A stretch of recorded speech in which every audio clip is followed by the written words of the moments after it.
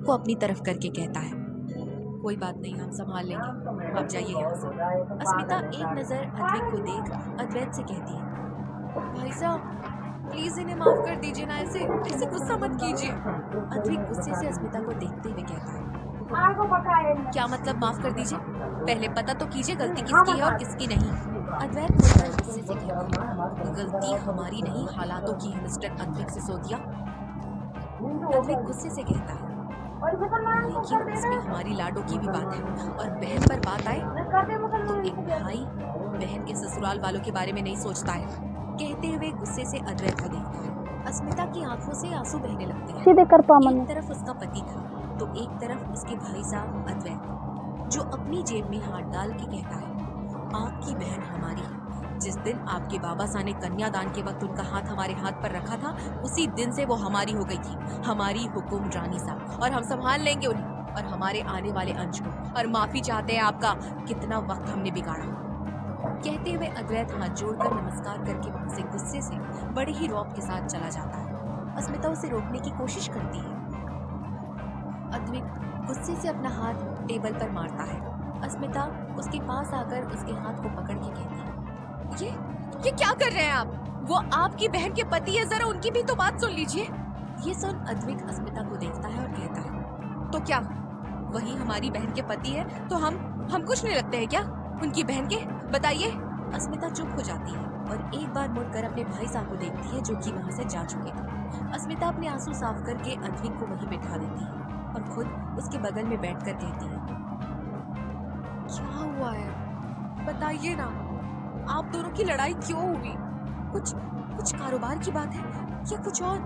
बताइए ना हमें। अद्विक चुप हो जाता है और अपने हाथों को जोड़कर अपने आंखों को अंगूठी से दबाता है। अस्मिता अद्विक के कंधे पर हाथ रख देती है तो अद्विक कहता है, कुछ नहीं। अस्मिता रोने लगती है। अस्मिता की रोने की आवाज सुन अद्विक अपनी आंखों से हाथ हटाकर उसे देखता है और उसे सीने से खींचकर कहता है, अब रो क्यों रही हो? पक्का कुछ नहीं हुआ? चलो अब रोना बंद करो। अस्मिता रोते हुए कहती है, पक्का है आप दोनों के बीच कुछ हुआ है, हमें बता नहीं रहे आप दोनों। इस तरह से लड़ते हुए हम नहीं देख सकते आप दोनों को, और हम आप दोनों से प्यार करते हैं। एक हमारे भाई साहब और एक हमारे पति, ऐसे कैसे हम लड़ते हुए देखेंगे आप दोनों को? अद्विक अस्मिता के आंसू साफ करके कहता है, दोनों से प्यार करती हूँ, अपने भाई साहब से हमारे जितना ही प्यार करती हूँ। अस्मिता हाँ में सिर हिलाती है।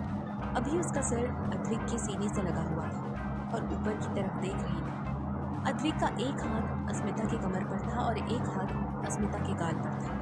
अद्विक घूर कर अस्मिता को देखते हुए कहता है, मतलब हमें और अपने भाई साहब को एक जैसा प्यार करती हो? अस्मिता हाँ में सिर हिलाती है। तभी अद्विक उसकी चिन पकड़ के कहता है, अगर इस दुनिया में सबसे ज्यादा आप किसी से प्यार करेंगी तो वो सिर्फ हम होने चाहिए, समझी? ये सुन अस्मिता एकटक अद्विक को देखने लगती है। अद्विक की बातों में वो इतनी खो चुकी थी कि वो भूल चुकी थी कि अभी थोड़ी देर पहले क्या हुआ था। अस्मिता ना में सिर हिलाती है। अद्विक ये देखकर गुस्सा हो जाता है और कहता है, सच में हमें प्यार नहीं करेंगी? अस्मिता हाँ में सिर हिला के कहती है, हाँ सच में आपको ज्यादा प्यार नहीं करेंगे, बल्कि हम एक ही इंसान से सबसे ज्यादा प्यार करेंगे। कहकर अद्विक को अपनी पलकें झपकाकर देखने लगती है। अद्विक गुस्से से अस्मिता की कमर पकड़कर कस लेता है। अस्मिता की हल्की सी आह निकल जाती है। अद्विक गुस्से से कहता है, वो कौन है? अभी जाकर हम इसका मुंह तोड़ देंगे। अस्मिता की आंखें बड़ी हो जाती है और कहती है, हे राम, आप अपने ही बच्चे का मुंह तोड़ेंगे? अद्विक तुरंत कहता है, हाँ तोड़ेंगे हम उनका। अस्मिता अपने मुंह पर हाथ रख लेती है। तभी अद्विक को एहसास होता है कि अभी अभी अस्मिता ने क्या कहा। वो खुद से अस्मिता की बातों को खुद ही बोलने लगता है, आप अपने ही बच्चे का मुंह तोड़ेंगे? अस्मिता मुस्कुरा रही थी। अद्विक के होठों पर हल्की सी मुस्कान आ जाती है और अस्मिता के गाल पर हल्का सा काट के वो कहता है, नहीं, आपके दिल पर सबसे पहला हक हमारा है। कहते हुए अस्मिता को कसकर गले से लगा लेता है। अस्मिता भी मुस्कुराती है और कहती है, पक्का कोई प्रॉब्लम नहीं है ना? अद्विक ना में सिर हिलाता है और अस्मिता मुस्कुराने लगती है और उठकर कहती है, गोद भराई की रस्म कुछ ही देर में शुरू होगी, तो आपको अब चलना होगा। अद्विक कहता है, हम आते हैं, हमें कुछ क्लास करने हैं, क्या हमारे लिए आप एक कॉफ़ी भिजवा सकती हैं? अस्मिता हाँ में सिर हिलाती है और वहाँ से जाने लगती है। तभी अद्विक उसे रोकते हुए कहता है, सुनिए। अस्मिता मुड़कर देखती है। अद्विक कहता है, कहीं दर्द तो नहीं हो रहा ना? अद्विक की बात सुनकर अस्मिता शर्मा जाती है और जल्दी से वहाँ से चली जाती है। अद्विक की होठों पर हल्की सी मुस्कान आ जाती है और अगले ही पल उसका चेहरा भावहीन हो जाता है। अद्विक अपना सिर सोफे पर टिकाता है। उसे अपनी डालों की काफी चिंता हो रही थी। वहीं दूसरी तरफ अद्वैत अपने स्टडी रूम में था। गुस्से से उसका चेहरा लाल हो चुका था। अद्वैत ने अब तक 2 सिगरेट गुस्से से फूंक चुकी थी और अभी तीसरी चलनी थी। तभी डोर नॉक होता है। अद्वैत सिगरेट बुझाकर डस्टबिन में फेंक देता है और कहता है, आ जाइए। अस्मिता अंदर आती है। अद्वैत मुड़कर उसे देखता है और कहता है, क्या हुआ? कुछ काम था आपको? अस्मिता हाँ में सिर हिला के कहती है, भाभी सा के हाथों में मेहंदी लग रही है। माँ सा ने कहा है आपको भी शगुन की मेहंदी लगानी होगी। अद्वैत गहरी सांसें लेकर कहता है, ठीक है, हम आ रहे हैं, चलिए आप। अस्मिता हाँ में सिर हिला के जाने लगती है। तभी अस्मिता कहती है, आप प्लीज उनकी बात मन पर मत लीजिएगा, उनकी बात एक बार सोच कर देखिएगा। ये सुन अद्वैत अस्मिता को अपनी ओर बुलाता है। अस्मिता उसके पास आती है। अद्वैत एक जग से गिलास में पानी डालता है और वो बिना रुके पानी डाल रहा था। अस्मिता अद्वैत का हाथ रोक देती है और कहती है, भाई साहब ये क्या कर रहे हैं? सारा पानी बाहर गिर रहा है। अद्वैत जग बगल में रख के कहता है, अब इस पानी को वापस से जग में भर कर दिखाओ और ध्यान रहे मिट्टी नहीं आनी चाहिए, साफ सुथरा पानी चाहिए। ये सुन अस्मिता बोली, ऐसे कैसे भाई साहब, हम गिरा हुआ पानी वापस से भर देंगे? तभी अद्वैत कहता है, ठीक इसी तरह कुछ बातें ऐसी होती हैं जो भावना की तरह बह जाती है। इसका मतलब ये नहीं कि हम उस प्रॉब्लम को ही जड़ से उखाड़ कर फेंक दें, उसे सुलझाने की कोशिश करनी होगी। लेकिन आपके पति भावना में बह चुके हैं। लेकिन कोई बात नहीं, जब खुद पर जिम्मेदारी आएगी तब उन्हें पता चलेगा। अस्मिता को कुछ भी समझ नहीं आता। अद्वैत अस्मिता को अपने साथ चलने को कहता है। अस्मिता भी उसके साथ चल देती है। अदिति ने अपने हाथों में मेहंदी लगाई थी और तैयार होकर बैठी थी। वहीं अद्वैत उसके पास जाकर बैठ जाता है। एक लड़की अद्वैत का हाथ अपने हाथ में लेकर मेहंदी लगाने लगती है। अदिति मुस्कुरा के अद्वैत के हाथ को देखती है और अद्वैत अदिति के हाथों को मुस्कुरा कर देख रहा था। अद्वैत की मेहंदी अब हो चुकी थी। अस्मिता आगे आकर अब अपना फोन निकाल के कहती है, भाई साहब अपना हाथ भाभी सा के हाथों के पास कीजिए ना। अद्वैत हाँ में सिर हिलाता है। क्या होगा आगे कहानी में जानने के लिए सुनते रहिए प्रतिलिपि FM।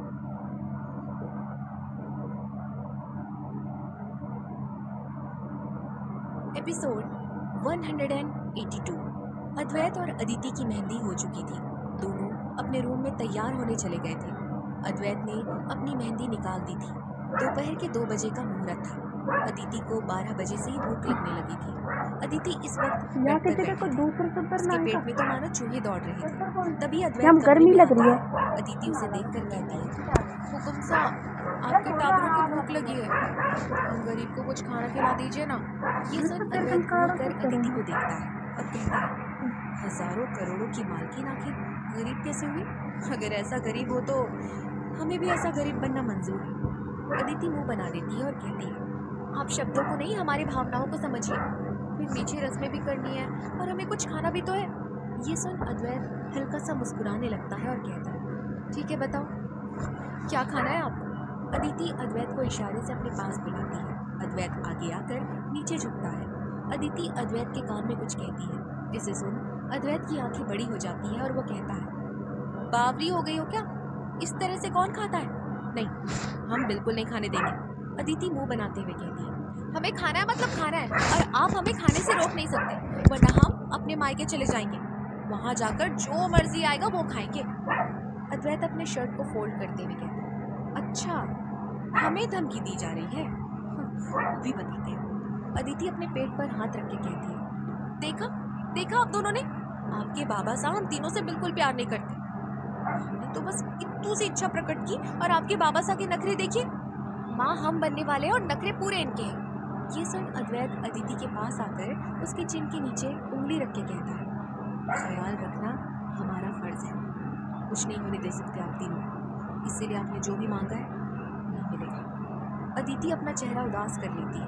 अद्वैत एकटक अदिति को देखता है और गहरी सांस लेकर नीचे चला जाता है। अदिति उदास होकर बैठ जाती है क्योंकि उसे पता था अदिति ने अद्वैत से जो मांगा है वो अद्वैत लाकर उसे नहीं देगा। अदिति अपना हेडरेस्ट पर रख देती है। तभी कमरे में कदमों की आवाज़ आती है।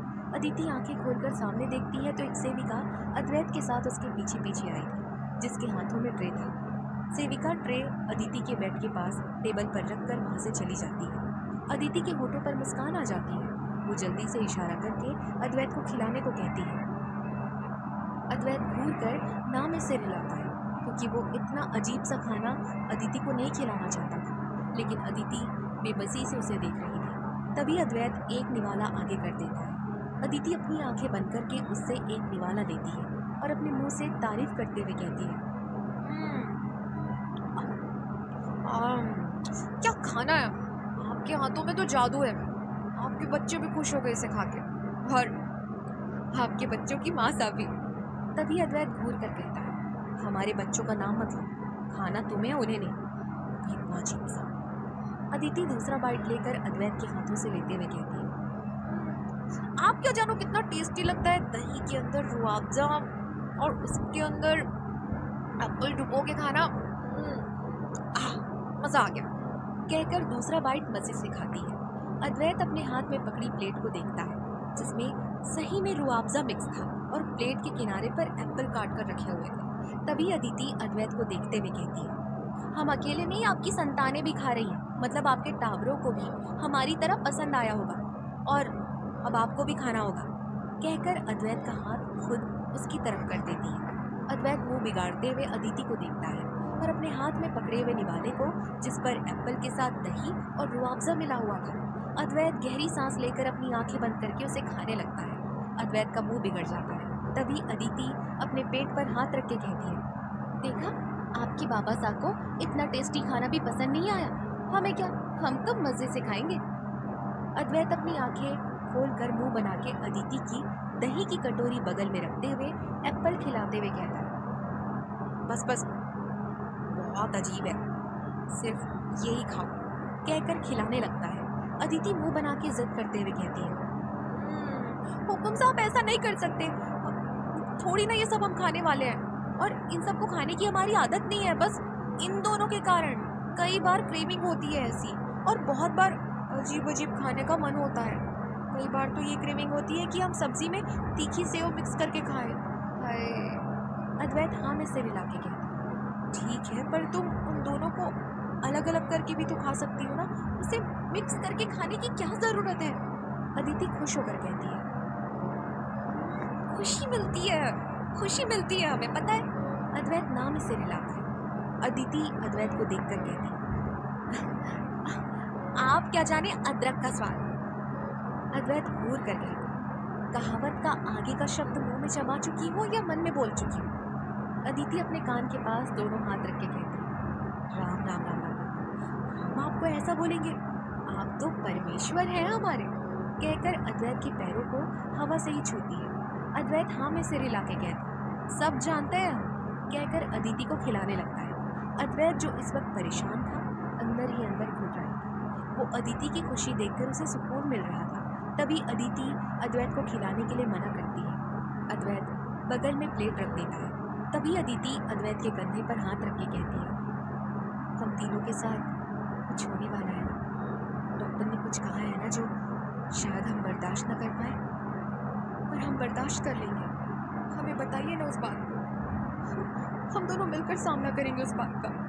ये सुन अद्वैत हैरान हो जाता है और खुद को नॉर्मल करके गहरी सांस लेकर अदिति को अलग करके उसके गालों को पकड़ कर कहता है, कुछ भी बोले जा रही हो, तुम्हें और इन दोनों को कुछ नहीं होने वाला है। अदिति मुस्कुरा के कहती है,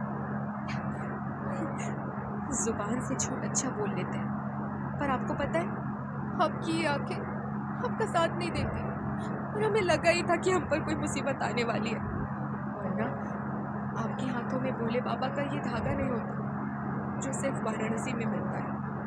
आपने 2 दिन हमसे बात नहीं की, उसी से ही हमें शक हो गया था, क्योंकि अद्वैत प्रताप सिंह कितना भी बिजी क्यों ना हो जाए, लेकिन हर 1-2 घंटे में अपनी मलाई कुल्फी को फ़ोन ज़रूर करते हैं।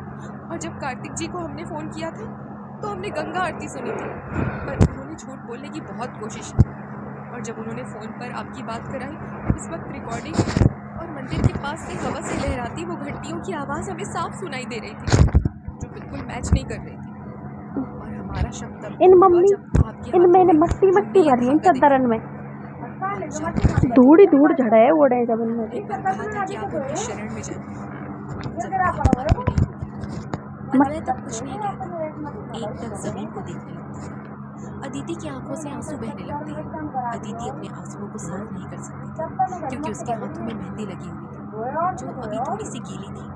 अदिति अपना सिर अद्वैत के कंधे पर रख के कहती है, बताइए ना अद्वैत, क्या बात है? अदिति के इतना कहते ही अद्वैत की आंखें बंद हो जाती हैं।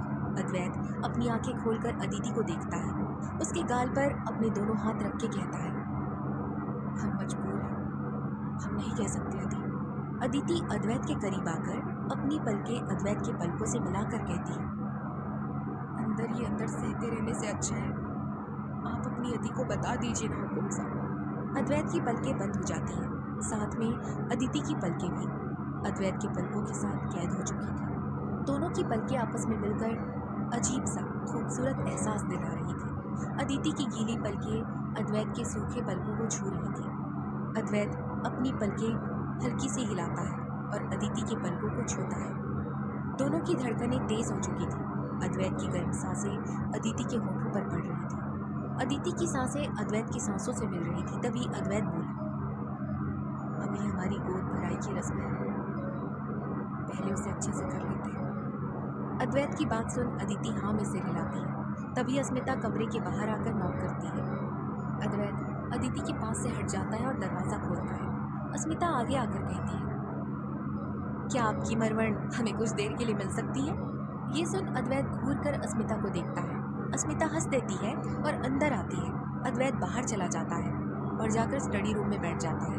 एक सेविका आकर अद्वैत को कपड़े देती है। अद्वैत उसे सोफे पर रखने को कहता है। सेविका सिर झुकाकर हाँ कहकर सोफे पर रखकर चली जाती है। अद्वैत खड़ा होता है और अपनी शर्ट के बटन खोलने लगता है।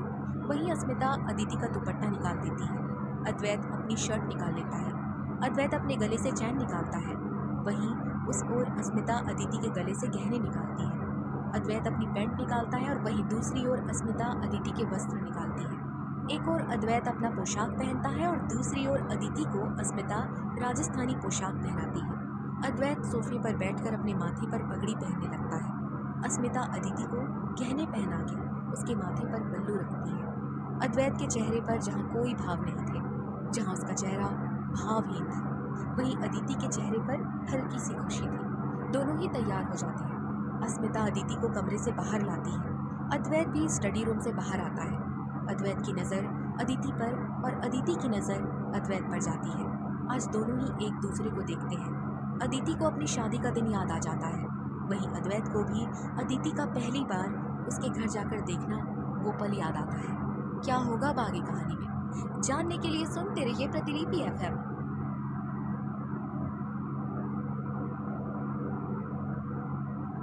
एपिसोड 183।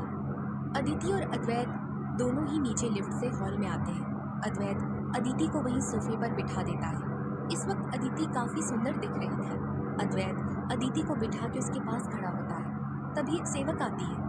अद्वैत थाल में मिर्ची लेकर अदिति के ऊपर से 7 बार मिर्ची को घुमा के अदिति की नज़र उतारता है और अपनी मुट्ठी में फूंक मारकर अंगारे के ऊपर मिर्ची रख देता है। अदिति मुस्कुराती है। अद्वैत सामने के सोफे पर जाकर बैठ जाता है। अदिति शर्म से अपनी नज़र झुका लेती है। सारे लोग इस वक्त मौजूद थे और सबके सब बहुत खुश थे। शीतल आकर अदिति को गले से लगा लेती है और उसे बधाइयाँ देती है। अदिति भी काफ़ी खुश हो चुकी थी। आज गर्वित भी काफ़ी दिनों बाद हॉस्टल से छुट्टी लेकर घर आया हुआ था। आदि आगे आते हुए कहता है, बड़ी मासा, सबसे पहले हम ये रस्म शुरू करना चाहते हैं। प्लीज़ हमें मना मत करना, हम तो बहुत खुश हैं। सबसे पहले इन टावरों पर काका सा का हक है, प्लीज़। तभी आदि के कानों पर भारी सी आवाज़ें आती हैं, पहले खुद तो बड़े हो जाइए आदित्य कुंवर सा, फिर हमारे टावरों की परवरिश करना। ये सुन आदि का मुंह बन जाता है। शीतल भी अपने मुंह पर हाथ रख के बस हंसे जा रही थी। तभी अदिति आदि को अपने पास बैठने को कहती है। आदि ना में सिर हिलाकर अदिति के चरणों के पास बैठ जाता है। जिसे देख अदिति मुस्कुराती है और कहती है, क्यों नहीं, सबसे पहले तो इन टावरों पर आपकी बाईसा और गर्वित देवरसा का हक है। कहते हुए अदिति मुस्कुराती है। वहीं अद्वैत घूर कर अदिति को देखता है। अदिति ने आखिर ये कैसे सोच लिया? अद्वैत अपने ही बच्चों को किसी को छूने देगा? वो रात दिन अपने ही बच्चों को अपने पास रखेगा। जितना पॉजिटिव नेचर अपनी मलाई कुल्फी के लिए है, उतना ही उसका नेचर अब अपने बच्चों के लिए भी है, आने वाले वक्त के लिए जो कि देखने को मिलने वाला था। आदि उठकर अदिति को एक मिठाई खिलाता है और उसके हाथों में 4 बॉक्स देता है। अदिति सवालिया नजरों से आदि को देखती है। आदि मुस्कुरा के कहता है, ये हमारी पहली कमाई के पैसों से हमने सोने के छोटे छोटे कड़े बनवाए हैं, जिससे लड़का हो या लड़की दोनों ही पहन सकते हैं। और बाकी 3 बॉक्स उसमें बच्चों के लिए नए नए कपड़े हैं जो उनके काका सा की तरफ से है। और हाँ, एक ही सीन है कि एक चीज़ लड़के का है और 2 बैग इस घर की शान हमारी भतीजी के लिए होगा, जो अपने काका सा की जान होगी उसके लिए बहुत सारे कपड़े। अदिति ये सुन के मुस्कुरा देती है। अद्वैत भी सिर्फ आदि को देखता है, लेकिन उसके चेहरे पर कोई भाव नहीं थे। आदि वहाँ से अब हट जाता है। अदिति सेविका को सारा सामान दे देती है। तभी घर की महिलाएं एक एक करके अदिति के पास आकर वहाँ रखी 40 तरह की भिन्न भिन्न प्रकार की मिठाइयाँ उसे खिलाती हैं।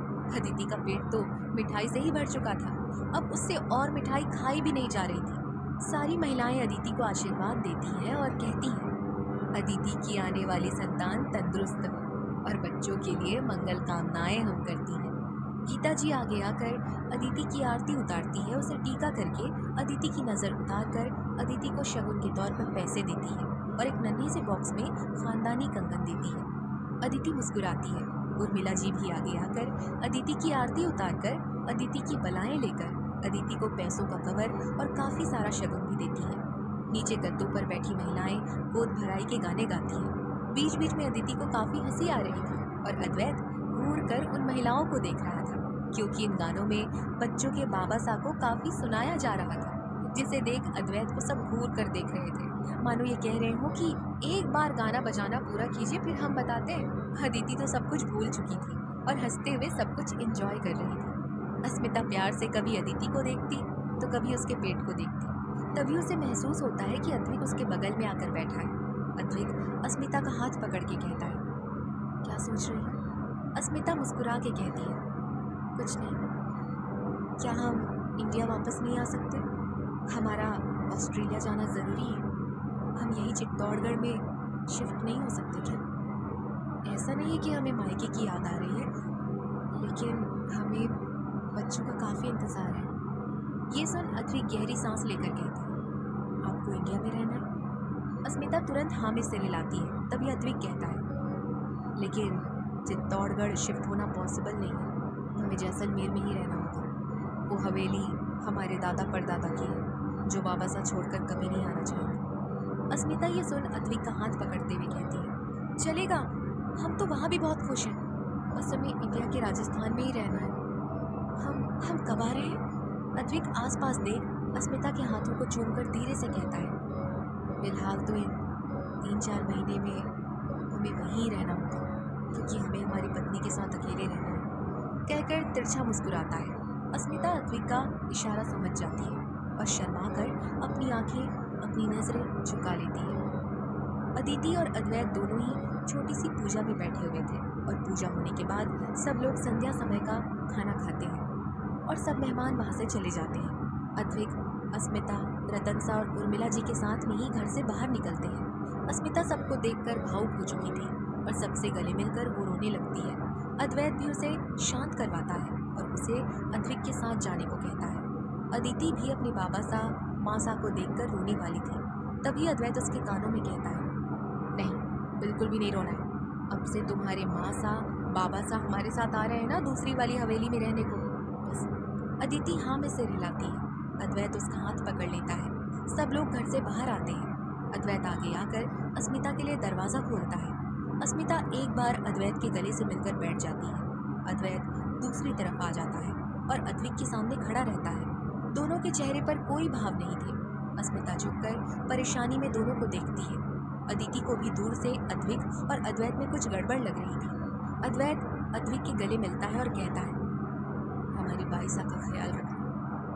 अद्विक गहरी सांस लेकर कहता है, हम ओवर रिएक्ट कर गए, हमें माफ़ करना, लेकिन हमारी लाडो को कुछ नहीं होना चाहिए, उनका ख्याल रखना। अद्वैत अद्विक की पीठ थपथपा के कहता है, महादेव आपको भी जल्दी से बाबा सा बना दे, फिर आपको भी एहसास होगा हमारी फीलिंग्स का।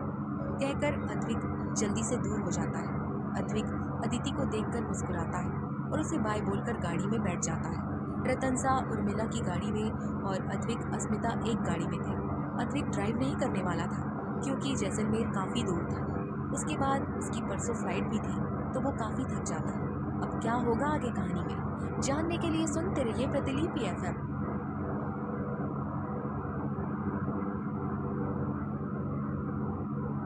एपिसोड 184। अद्विक और रतनसा की गाड़ी चित्तौड़गढ़ से जैसलमेर के लिए निकल जाती है। अस्मिता अद्विक के कंधे पर सिर रख के बैठी थी और अद्विक के हाथों की अंगूठी से खेल रही थी। तभी अस्मिता का ध्यान अद्विक के दाएं हाथ की तीसरी उंगली में अंगूठी पड़ जाता है और वो उन्हें सगाई में गुंजन ने पहनाई थी। ये देख अस्मिता जो इतनी खुश थी, वो अद्विक से दूर हो जाती है और अपनी जगह अच्छे से बैठकर बाहर देखने लगती है। अस्मिता की आंखों से आंसू बहने लगते हैं। अद्विक अस्मिता को देखता है और ड्राइवर और अपने बीच का पार्टीशन गिरा देता है और अस्मिता का चेहरा अपनी ओर करके कहता है, क्या हुआ अचानक, रोने क्यों लगी हैं आप? घर की याद आ रही है क्या? अस्मिता अद्विक के हाथ को हटा देती है और कुछ नहीं कहती। तभी अद्विक गहरी सांस लेकर कहता है, क्या हुआ है बताओ कि भी हमें। अस्मिता अद्विक का हाथ पकड़ के कहती है, ये वही रिंग है ना जो बाईसा ने आपको पहनाई थी। इससे हमें ये लगता है कि हम तीसरी इंसान हैं। हमें ये लगता है कि आपकी पहली पसंद तो बाईसा ही थी। कहते हुए अस्मिता की आंखों से आंसू बहने लगते हैं। अद्विक अस्मिता की कमर को पकड़कर अपने गोद में लेता है। अस्मिता हैरानी से अद्विक को देखती है और उतरने की कोशिश करती है क्योंकि उसे शर्म आ रही थी। अद्विक अस्मिता को खुद की गोद में बिठा देता है और अस्मिता की पीठ पर अपना हाथ रख के एक हाथ उसके गाल पर रख हल्का सा उसके होठों के पास आता है और अस्मिता के होठ पर अपने होठ रख देता है। अस्मिता की आंखें बंद हो जाती हैं। अद्विक उससे दूर होकर अपना हाथ उसे देकर कहता है, हमें इस रिंग से कोई मतलब नहीं है। हमने निकालने की काफ़ी कोशिश की लेकिन निकल ही नहीं रही है। अगर आपसे निकल सकती है तो निकाल दीजिए। अस्मिता ये सुन अद्विक की उंगली को देखती है और धीरे से अपना हाथ आगे बढ़ाती है। अद्विक उसके मायूस भोले चेहरे को देखने लगता है। अस्मिता अंगूठी निकालने की कोशिश करती है लेकिन सच में वो अंगूठी निकल ही नहीं रही थी। तभी अद्विक कहता है, चाहते तो हम तोड़ सकते थे, लेकिन ये अंगूठी जिसने पहनाई, इसे खरीदने वाला एक बाप है। अपनी मेहनत के पैसे लगाकर उसने इस अंगूठी को खरीदी है और हम इसका तिरस्कार इस तरह नहीं कर सकते। अस्मिता हाँ में सिर हिलाती है और अद्विक का हाथ पकड़ के अद्विक की उंगली को धीरे धीरे दबाकर अंगूठी निकालने लगती है। अस्मिता के चेहरे पर जलन साफ साफ नजर आ रही थी। अद्विक के होठों पर मुस्कान आ जाती है। वो अस्मिता को देख ही रहा था कि अद्विक के मुंह से आह निकल जाती है। अद्विक नीचे हैरानी से देखता है क्योंकि अस्मिता ने उसकी रिंग आखिर में निकाल ही दी थी। अस्मिता उस रिंग को देखते हुए गुस्से से मुंह बना के कहती है, हाँ हाँ, बड़े आए हमारे बाबा सा का मान रखने वाले, जा रहे हैं कल इसे बेचने के लिए और इसके पैसे से लाएंगे हम आपके लिए एक रिंग अपनी पसंद की, और आप हमें भी लेकर देंगे एक नई रिंग, और हाँ, यहाँ पहनानी है हमें। कहते हुए अपनी तीसरी उंगली उसे दिखाने लगती है। अद्विक हाँ में सिर हिला के उसकी उंगली को चूम लेता है।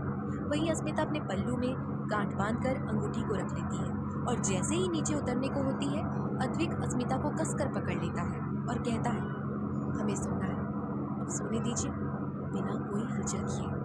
कहते हुए अद्विक अपना सिर सीट पर रख लेता है और अस्मिता का सर अपने सीने पर रख लेता है। अस्मिता तो इस वक्त काफ़ी हैरान थी क्योंकि उसे बहुत शर्म आ रही थी। दोनों ही ऐसे ही एक दूसरे की बाहों में पूरी रात गाड़ी में ही सोते हैं। सुबह के 5 बजे उनकी गाड़ी जैसलमेर के हाईवे तक पहुंच चुकी थी। अस्मिता की नींद अचानक खुल जाती है और अपने पेट पर वो हाथ रख देती है। अस्मिता को काफ़ी तेज़ दर्द हो रहा था। अस्मिता की आह अब सिसकियों का रूप ले चुकी थी। उसके पेट में तेज़ दर्द होने लगता है। अस्मिता की आवाज़ सुनकर अद्विक आंखें खोलता है। अद्विक, जिसने अपना चश्मा बगल में ही रखा था, उसे पहनकर अस्मिता को वो देखने लगता है। उसके चेहरे पर हाथ रख के वो कहता है, क्या हुआ? आपको कहीं दर्द हो रहा है? कमर में, पीठ में, गर्दन, कहाँ पर दर्द हो रहा है? अस्मिता अपनी आंखें बंद किए हुए होती है। अस्मिता अद्विक के कंधे पर अपना सर रख के कहती है, हमने कहा था ना हमें नीचे बैठने दीजिए। हमें पीरियड्स आ गए हैं। कहीं आपकी पैंट। अस्मिता आगे कुछ कहती उससे पहले अद्विक कहता है, एक बार यकीन कर लिया, अब नहीं करेंगे हम। ये सुन अस्मिता अपने गले में चुटकी काट के कहती है, सच कह रहे हैं आप?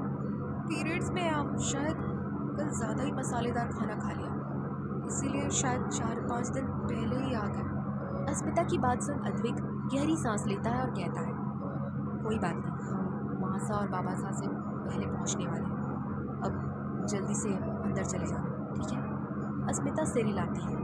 कुछ ही देर में अद्विक का घर आ जाता है। गार्ड्स हवेली का दरवाज़ा खोलते हैं। अस्मिता और अद्विक की गाड़ी अंदर चली जाती है। अस्मिता जल्दी से बाहर निकलकर भागते हुए हवेली के अंदर चली जाती है। अद्विक पीछे से अपना और अस्मिता का सूटकेस लेकर हवेली के अंदर आता है और अपने कमरे की ओर चल देता है। अद्विक अपने कमरे में आकर देखता है तो वो हैरान ही रह जाता है, क्योंकि उसके कमरे में उसकी और अस्मिता की शादी के फोटोग्राफ्स लगे हुए थे, जिसे देख हल्की सी मुस्कान अद्विक के होठों पर आ जाती है। अस्मिता 15 मिनट में नहाकर अपने बालों को धोकर कमरे से बाहर आती है। उसके सैनिटरी पैड्स पहले से ही उसके कमरे में रखे हुए थे। अस्मिता कमरे में आकर बेड पर आकर बैठ जाती है। अस्मिता का पेट काफ़ी दर्द कर रहा था। अस्मिता की आंखें बंद थीं। अद्विक पहले खुद को देखता है। उसके कपड़े पर हल्के से दाग थे। वो भी पहले वॉशरूम में जाकर खुद के कपड़े बदलकर अस्मिता के पास आकर बैठ जाता है। अस्मिता अपनी आंखें खोल अद्विक को देखती है और रोने जैसा चेहरा बनाकर अद्विक के कंधे पर सर रखकर कहती है, हमारे पास सो जाइए ना, अपनी बाहों में लेकर, हमें सोना है। ये सुन अद्विक अस्मिता को पीछे करता है और अस्मिता को क्रॉस करके उसे अपनी बाहों में लेता है। अस्मिता उसके सीने से छुप जाती है और अपनी आंखें बंद कर लेती है। अद्विक उसके बालों को सहलाते हुए कहता है, सो जाओ, फिर हमें काम पर भी तो जाना है। ये सुन अस्मिता कस के अद्विक का टी-शर्ट पकड़ के कहती है, नहीं, आप कहीं नहीं जाएंगे, आप आज हमारे साथ ही रहेंगे। ये सुन अद्विक हैरान हो जाता है और कहता है, अगर हम ऐसे ही छुट्टियां लेते रहे तो एक दिन क्यूटी पाई हम रास्ते पर आ जाएंगे, फिर ये बेड भी हमें नसीब नहीं होगा। एक तो हमने पहले ही अपने ऑस्ट्रेलिया वाली डील पर ध्यान देना छोड़ दिया है, पर आज नहीं। अस्मिता गुस्से से अद्विक को धक्का देकर कहती है, ठीक है जाइए, हम खुद ही सो जाएंगे अकेले और सह लेंगे इस दर्द को। और ये सब आपके अंश को लाने के लिए ही तो है। थोड़ा सा तो हमसे प्यार कर सकते हैं ना, लेकिन नहीं, काम काम। जब 2-2 दिन तक घर नहीं आते तब हमारी याद नहीं आती। हमारे साथ 2 दिन घर पर ही तो रहना है, फिर भी आपको काम की याद आ रही है। जाइए, अब आप हमें छूना भी मत। अद्विक बस एकटक अस्मिता को देख रहा था। उसने सुना जरूर था कि लड़कियां पीरियड्स के वक्त भयानक होती है, पर आज उसने देख भी लिया था। अद्विक एक सांस लेकर खड़ा होता है और अपना लैपटॉप लेकर उसे एक बेड टेबल पर रख देता है। अस्मिता को खींचकर उसका सिर अपने सीने पर रखकर उसके बालों को सहलाने लगता है। अस्मिता को तो बहुत अच्छा लगता है, लेकिन वो अपने चेहरे पर दिखाती नहीं है। पूरा दिन अद्विक बेड पर काम करता रहा। अस्मिता बीच में उठकर थोड़ी सी मदद उर्मिला जी की करने चली गई थी, लेकिन उन्होंने उसे आराम करने को ही कहा था। ऐसे ही पूरा दिन निकल गया था। रात का वक्त हो चुका था। अस्मिता और अद्विक खाना खाकर सो चुके थे। अस्मिता इस वक्त झूले पर बैठी थी और अकेले झूला झूल रही थी। अस्मिता इस वक्त काफ़ी खुश थी। झूला झूलते झूलते उसे अपने कंधे पर एक स्पर्श महसूस होता है। अस्मिता अपना सर पीछे करके देखती है जहाँ अद्विक खड़ा था। उसे वो झूलने में मदद कर रहा था। अस्मिता की आंखें शर्म से झुक जाती है और वो सामने देखने लगती है। अद्विक का एक हाथ झूले पर था और दूसरा हाथ कंधे से होते हुए पेट तक आता है। अस्मिता खुशी से अपने पेट पर अद्विक का हाथ देखती है और जोर से चीखती है, क्योंकि अस्मिता का पेट अदिति के पेट से भी ज़्यादा, यानी हद से भी ज़्यादा फूला हुआ था। अस्मिता का चिल्लाना सुन अद्विक, जो उसके बगल में सोया था, वो उठ जाता है और अस्मिता को जिद से उठाता है। अस्मिता डरते हुए उठती है। अद्विक कहता है, क्या हुआ, आप चिल्लाई क्यों? अस्मिता ब्लैंकेट अपने ऊपर से उठाकर साइड करती है और अपने पेट पर हाथ घुमा के राहत की सांस लेती है। अद्विक सवालिया नज़रों से उसे देखता है। अस्मिता अपने पेट की तरफ इशारा करके कहती है, इसके अंदर कुछ था। अद्विक घूर कर बोला, पेट के अंदर तो बहुत कुछ होगा जो सभी के अंदर होता है, आपके अंदर क्या खास है? अस्मिता ना में सिर हिला के कहती है, नहीं, ये हमारा पेट भाभी सा से भी ज़्यादा बड़ा था, इतना बड़ा। कहकर वो अपने पेट पर 2 कुशन लगा के अद्विक को दिखाने लगती है। अद्विक भी अजीब सी नजरों से अस्मिता को देखते हुए कहता है, राक्षस के बच्चों को जन्म देने वाली हो क्या? अस्मिता मुंह बिगाड़ के कहती है, अब आप हमारे पति हैं तो आप ही जाने, आप जो होंगे वही आएगा ना। कहते हुए बेड पर वापस लेट जाती है। अद्विक भी बगल में लेटते हुए कहता है, सो जाओ। यही भाग्यसा से भी बड़ा पेट था कहने लगा। कभी इतना बड़ा पेट देखा है किसी भी स्त्री का? कहकर दूसरी ओर करवट लेता है। अस्मिता का मुंह बन जाता है और वो दूसरी तरफ मुंह करके सो जाती है और खुद से ही बड़बड़ करने लगती है। तभी अद्विक बोला, सो जाइए और हमें भी सोने दीजिए, कल दोपहर की फ्लाइट है हमारी। और रही बात लाडू की, तो आपने पूरे 2 दिन इस हालत को देखा है, इसीलिए दिमाग में ऐसे ख्याल आए, और कुछ नहीं, सो जाइए। ये सुनकर अस्मिता पलटकर तुरंत कहती है, तो ये अच्छी बात हुई ना, लेकिन हमारा पेट इतना ज़्यादा फूला क्यों था? ये सुन अद्विक जो दूसरी तरफ था, अस्मिता को देखकर अपनी भौहें ऊपर करके कहता है, पेट दर्द तो नहीं हो रहा है ना आपको? सो जाइए चुपचाप, वो सपना था, सपने में तो कुछ भी आता है। कल हमें सपना आया था हमारी बीवी के माथे पर 2 सींग उगाए, लेकिन हमें तो नहीं दिखे। उसकी बात सुनकर अस्मिता का मुंह बन जाता है और करवट बदलकर वापस से वो सो जाती है। अद्विक नाम में सिर हिलाकर अस्मिता के पेट पर अपना हाथ रख के अपनी तरफ खींच लेता है और अपनी बाहों में भर के अपनी आंखें बंद कर लेता है और अस्मिता के होठों पर मुस्कान आ जाती है। क्या होगा अब आगे कहानी में, जानने के लिए सुनते रहिए प्रतिलिपि FM।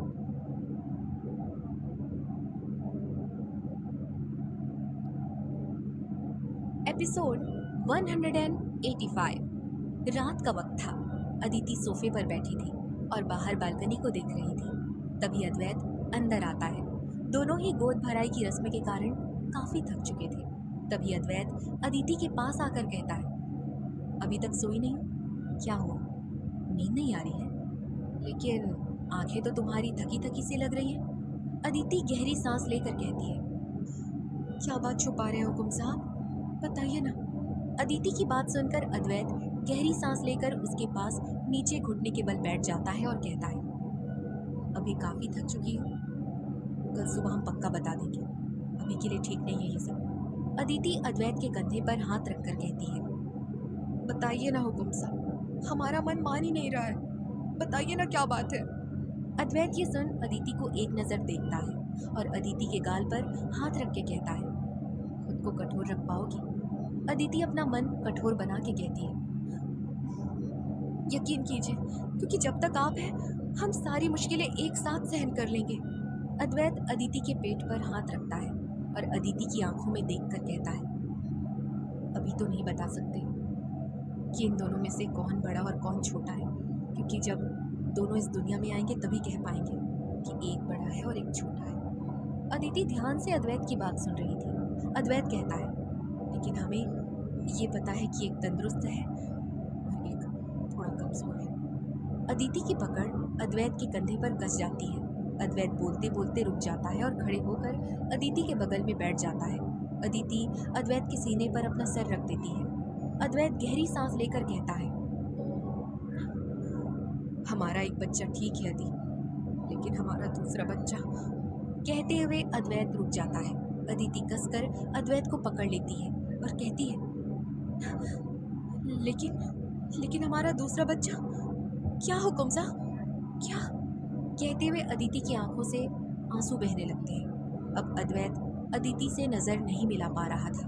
वो अपने माथे को अदिति के माथे से जोड़कर कहता है, हमारे दूसरे बच्चे के बचने के चांसेस 1% है। ये सुन अदिति के हाथ अद्वैत के सीने से हट जाते हैं। उसकी आंखों में से आंसू आने लगते हैं। अदिति अपने पेट को कसकर पकड़ते हुए कहती है, ये नहीं हो सकता, नहीं, आप ये क्या बोल रहे हैं? ये नहीं हो सकता, ये नहीं हो सकता। अद्वैत अदिति को कसकर पीठ से पकड़ लेता है, क्योंकि उसे पता था अदिति की हालत खराब होने ही वाली है। अदिति अद्वैत के सीने पर मारते हुए कहती है, ये आप हमें अभी बता रहे हैं, जबकि इस बात को जानने का हक सबसे पहले एक माँ को है। आपने हमसे ये बात क्यों छुपाई हुकुम साहब, क्यों छुपाई इतनी बड़ी बात हमसे? कहते हुए अदिति रोए जा रही थी। अद्वैत गहरी सांस लेकर कहता है, इस कारण हम नहीं बता रहे थे, इसी कारण हम ये बात नहीं बता रहे थे। हालत देखो, खुद को संभाल भी नहीं पा रही हो, ऐसे रोने लगोगी तो बच्चों पर क्या असर होगा? अदिति अद्वैत की आंखों में देखकर कहती है, कैसे संभाले हुकुम सा खुद को? आखिर एक माँ अपने बच्चे को कैसे चुन सकती है? एक माँ अपने दोनों बच्चों में कैसे भेदभाव कर सकती है? हमने तो दोनों को एक साथ अपने गर्भ में रखा है। ये दोनों हम कैसे धोखा दे सकते हैं?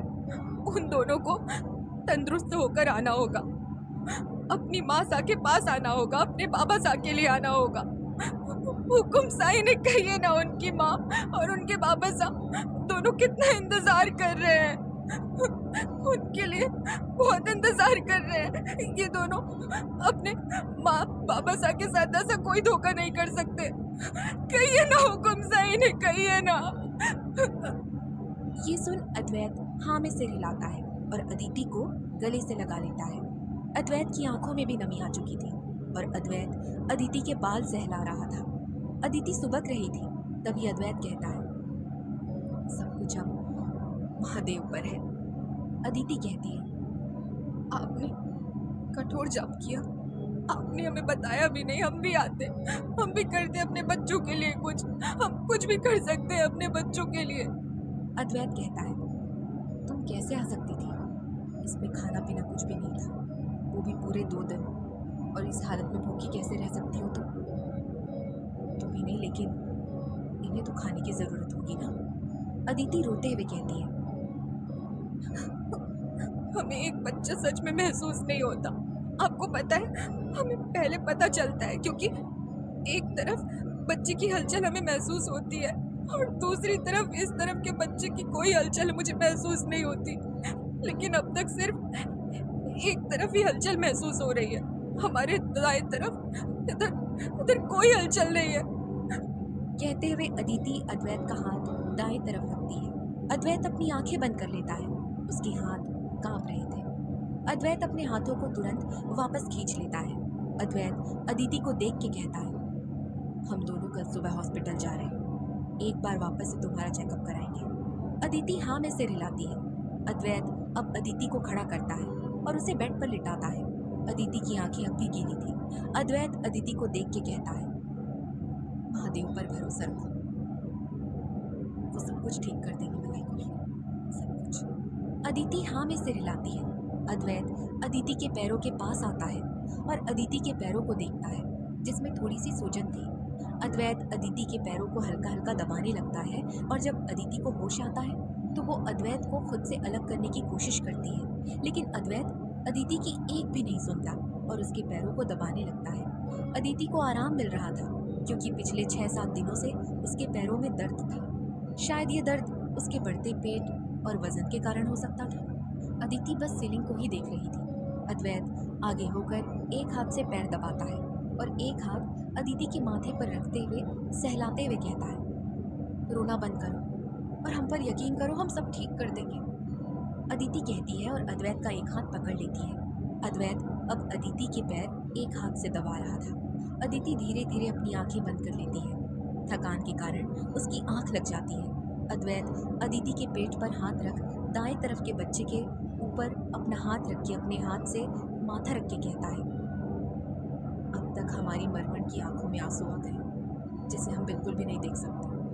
आपके बाबा सा का आदेश है, आपको लड़ना होगा जीने के लिए, वरना हमारी नाराजगी आप सहन नहीं कर पाएंगे। कहते हुए अद्वैत अपना सिर अदिति के पेट से हटा देता है और उसके बगल में आकर सो जाता है। आधी रात अदिति की आंखें खुलती है। अदिति की सांसें इस वक्त नियंत्रित नहीं थी। अदिति गहरी गहरी सांसें लेते हुए उठकर बैठती है। उसे अपने पेट में पता नहीं क्यों असहनीय दर्द महसूस हो रहा था। अदिति के चेहरे पर पसीने छूट रहे थे। अदिति के मुंह से आवाज नहीं निकल रही थी। अदिति गहरी गहरी सांसें लेते हुए अद्वैत के कंधे पर हाथ रखती है। अद्वैत हल्का सा कसमसाता है। अदिति वापस से अद्वैत को उठाने के लिए अपना हाथ मारती है। इस वक्त अद्वैत गहरी नींद में था। उसकी 2 दिन की थकान अभी तक गई नहीं थी। अदिति हुक्म सा बोल तो रही थी, लेकिन उसके मुंह से आवाज ही नहीं निकल रही थी। अदिति आसपास देखती है। उसके बगल में कांच का गिलास रखा हुआ था। अदिति जल्दी से उठकर उस तरफ होकर कांच के गिलास को गिरा देती है। गिरने के शोर से अद्वैत की आंखें खुल जाती है और उठकर पहले वो अदिति को देखता है, जिसके चेहरे पर दर्द काफी था। अदिति के मुंह से आह की आवाजें निकल रही थी। अद्वैत हैरान होकर उठकर बैठकर अदिति के चेहरे पर हाथ रख के कहता है, क्या हुआ? दर्द हो रहा है क्या अदिति? बताओ ना क्या हुआ? डॉक्टर के पास चलते हैं, चलो। अदिति कुछ कह नहीं पाती, सिर्फ अपने हुकुमसा का हाथ पकड़ लेती है। अद्वैत अदिति के पेट पर हाथ रख के कहता है, ऐसे कैसे हो सकता है? अभी तो 7वां महीना बस शुरू ही हुआ है, हमें कुछ समझ नहीं आ रहा है। कहते हुए अद्वैत जल्दी से डॉक्टर को कॉल करके हॉस्पिटल से आने को कहता है। अद्वैत अदिति को बेड से नीचे उतारने की कोशिश करता है, लेकिन दर्द के कारण अदिति चल ही नहीं पा रही थी। अद्वैत गहरी सांस लेकर अदिति को अपनी गोद में उठा लेता है। अदिति की आह निकल जाती है।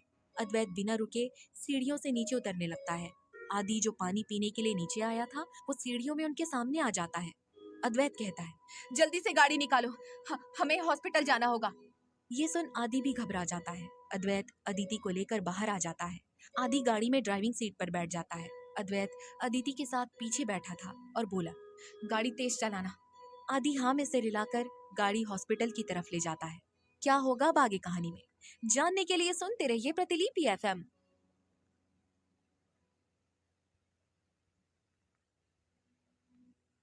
एपिसोड 186।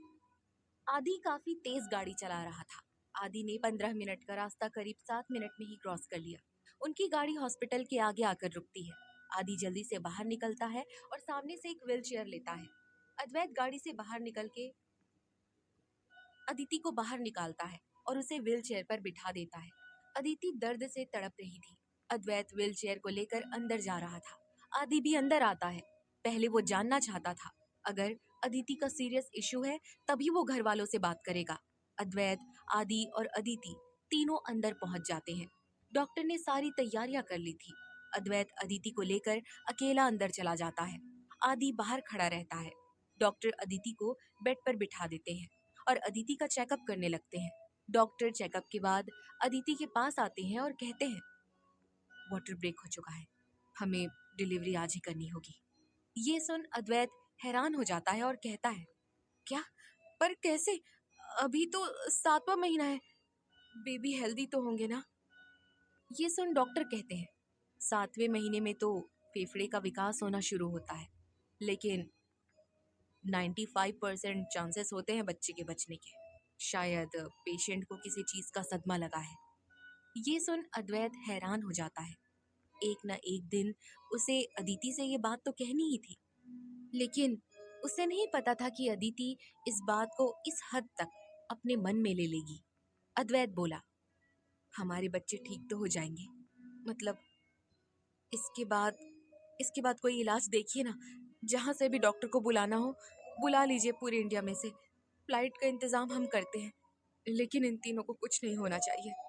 अविनाश जी बोले, ये आपका ही हॉस्पिटल है कुंवर साहब, और रही बात डॉक्टर की तो मिस्टर राठी आ रहे हैं, वो राजस्थान के बेस्ट गायनिकोलॉजिस्ट हैं। और रही बात बच्चे की, तो ऐसा नहीं कि बच्चे जिंदा नहीं रह सकते, उन्हें हॉस्पिटल की तरफ से NICU में रखा जाता है। कहते हुए सारे डॉक्टर राठी का इंतजार कर रहे थे।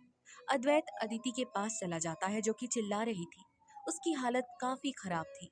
अदिति अद्वैत का हाथ पकड़ के कहती है, हमारे बच्चों को बचा लीजिए हुकुम साहब, हम पूरी जिंदगी आपके एहसानमंद रहेंगे, लेकिन प्लीज हमारे बच्चों को कुछ नहीं होना चाहिए, वरना हम जिंदा नहीं रह पाएंगे, हुकुम साहब प्लीज। अदिति की बात सुन अद्वैत गुस्से से कहता है, नहीं, कुछ नहीं होगा। और रही बात ये मरने की, तो ये बात हमारे साथ मत करो, जब तक हम हैं तब तक तुम्हें कुछ भी नहीं होने देंगे, और इन दोनों को बचाने की पूरी कोशिश करेंगे। अदी, फिर आएगी महादेव की मर्जी। महादेव ने हमारे जीवन में जो भी लिखा हुआ है, उनका लिखा हुआ हम बदल तो नहीं सकते ना। बस अपनी आंखें बंद करो और महादेव का नाम लो, तुम्हारी सुनेंगे वो। ये सुन अदिति यही करती है। अपनी आंसू भरी आंखों से अदिति महादेव का नाम लेना शुरू करती है। उसी वक्त डॉक्टर राठी वहां आ जाते हैं। सारे डॉक्टर ने सारी तैयारियां करके रखी थी। आदि को नर्स के द्वारा खबर मिल चुकी थी कि अदिति की प्रीमेच्योर डिलीवरी होने वाली है। आदि घर पर सबको फोन कर देता है और अद्विक अस्मिता को भी फोन कर देता है। उनकी आज दोपहर की ही फ्लाइट थी, लेकिन अब वो कुछ दिन अदिति और बच्चों की हालत देखने के बाद ही जाने वाले थे। अद्विक गाड़ी चला रहा था। अस्मिता उसके बगल में ही बैठी थी। रतनसा और उर्मिला जी पीछे बैठे थे। उर्मिला जी हाथ जोड़कर कहती है, हे भगवान, हमारे बच्चों की रक्षा करना। ये क्या हो गया? इन 7 महीनों बाद अदिति को हमारे साथ रहने आना था। हम हमें उसकी सेवा का मौका ही नहीं दिया। लेकिन हमारे बच्चों को बचा लीजिए भगवान, बचा लीजिए। अस्मिता की आंखें भी नम थी। तभी अद्विक बिना किसी भाव के कहता है, आपके जमाई सा के हाथ में था इस प्रेगनेंसी को कंसीव नहीं करने का, लेकिन वो तो पता नहीं कौन सी जिद में थे। अगर हम अदिति की हालत पहले से जानते तो हम कभी कंसीव नहीं करने देते।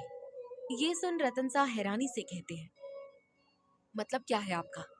अद्विक कहता है, जब अदिति को प्रेग्नेंट होने से पहले ही डॉक्टर ने कह दिया था कि अदिति को ये सब कंसीव करना बहुत मुश्किल पड़ेगा, नॉर्मल डिलीवरी करना तो दूर, बहुत सारी मुश्किलें आएंगी। लेकिन फिर भी आपके जमाई साने हट की और आगे बढ़े, और अब ये दिन आया है कि एक बच्चे का बचना केवल 1% है। ये सुन उर्मिला जी अपने मुंह पर हाथ रख लेती है और कहती है, जमाई सा को ऐसा नहीं करना था। इतनी बड़ी बात आखिर हमसे क्यों छुपाई जमाई सा ने? ये उम्मीद नहीं थी। रतन सा कहते हैं, भावना में बह मत जाइए लाडोसा की माँ, जमाई सा ने बिल्कुल सही किया है। अगर ये बात उनके घर वालों को और बाहर समाज तक पता चलती तो दोष हमारी बेटी पर ही आता कि इस लड़की में कुछ कमी है।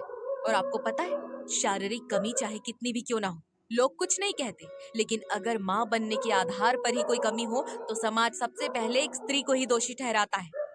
अदिति के ससुराल वाले चाहे सब कितने भी अच्छे क्यों ना हो, किसी के मन में ये बात तो आ ही जाती कि अदिति में ही कमी है, उनके कुंवर में नहीं।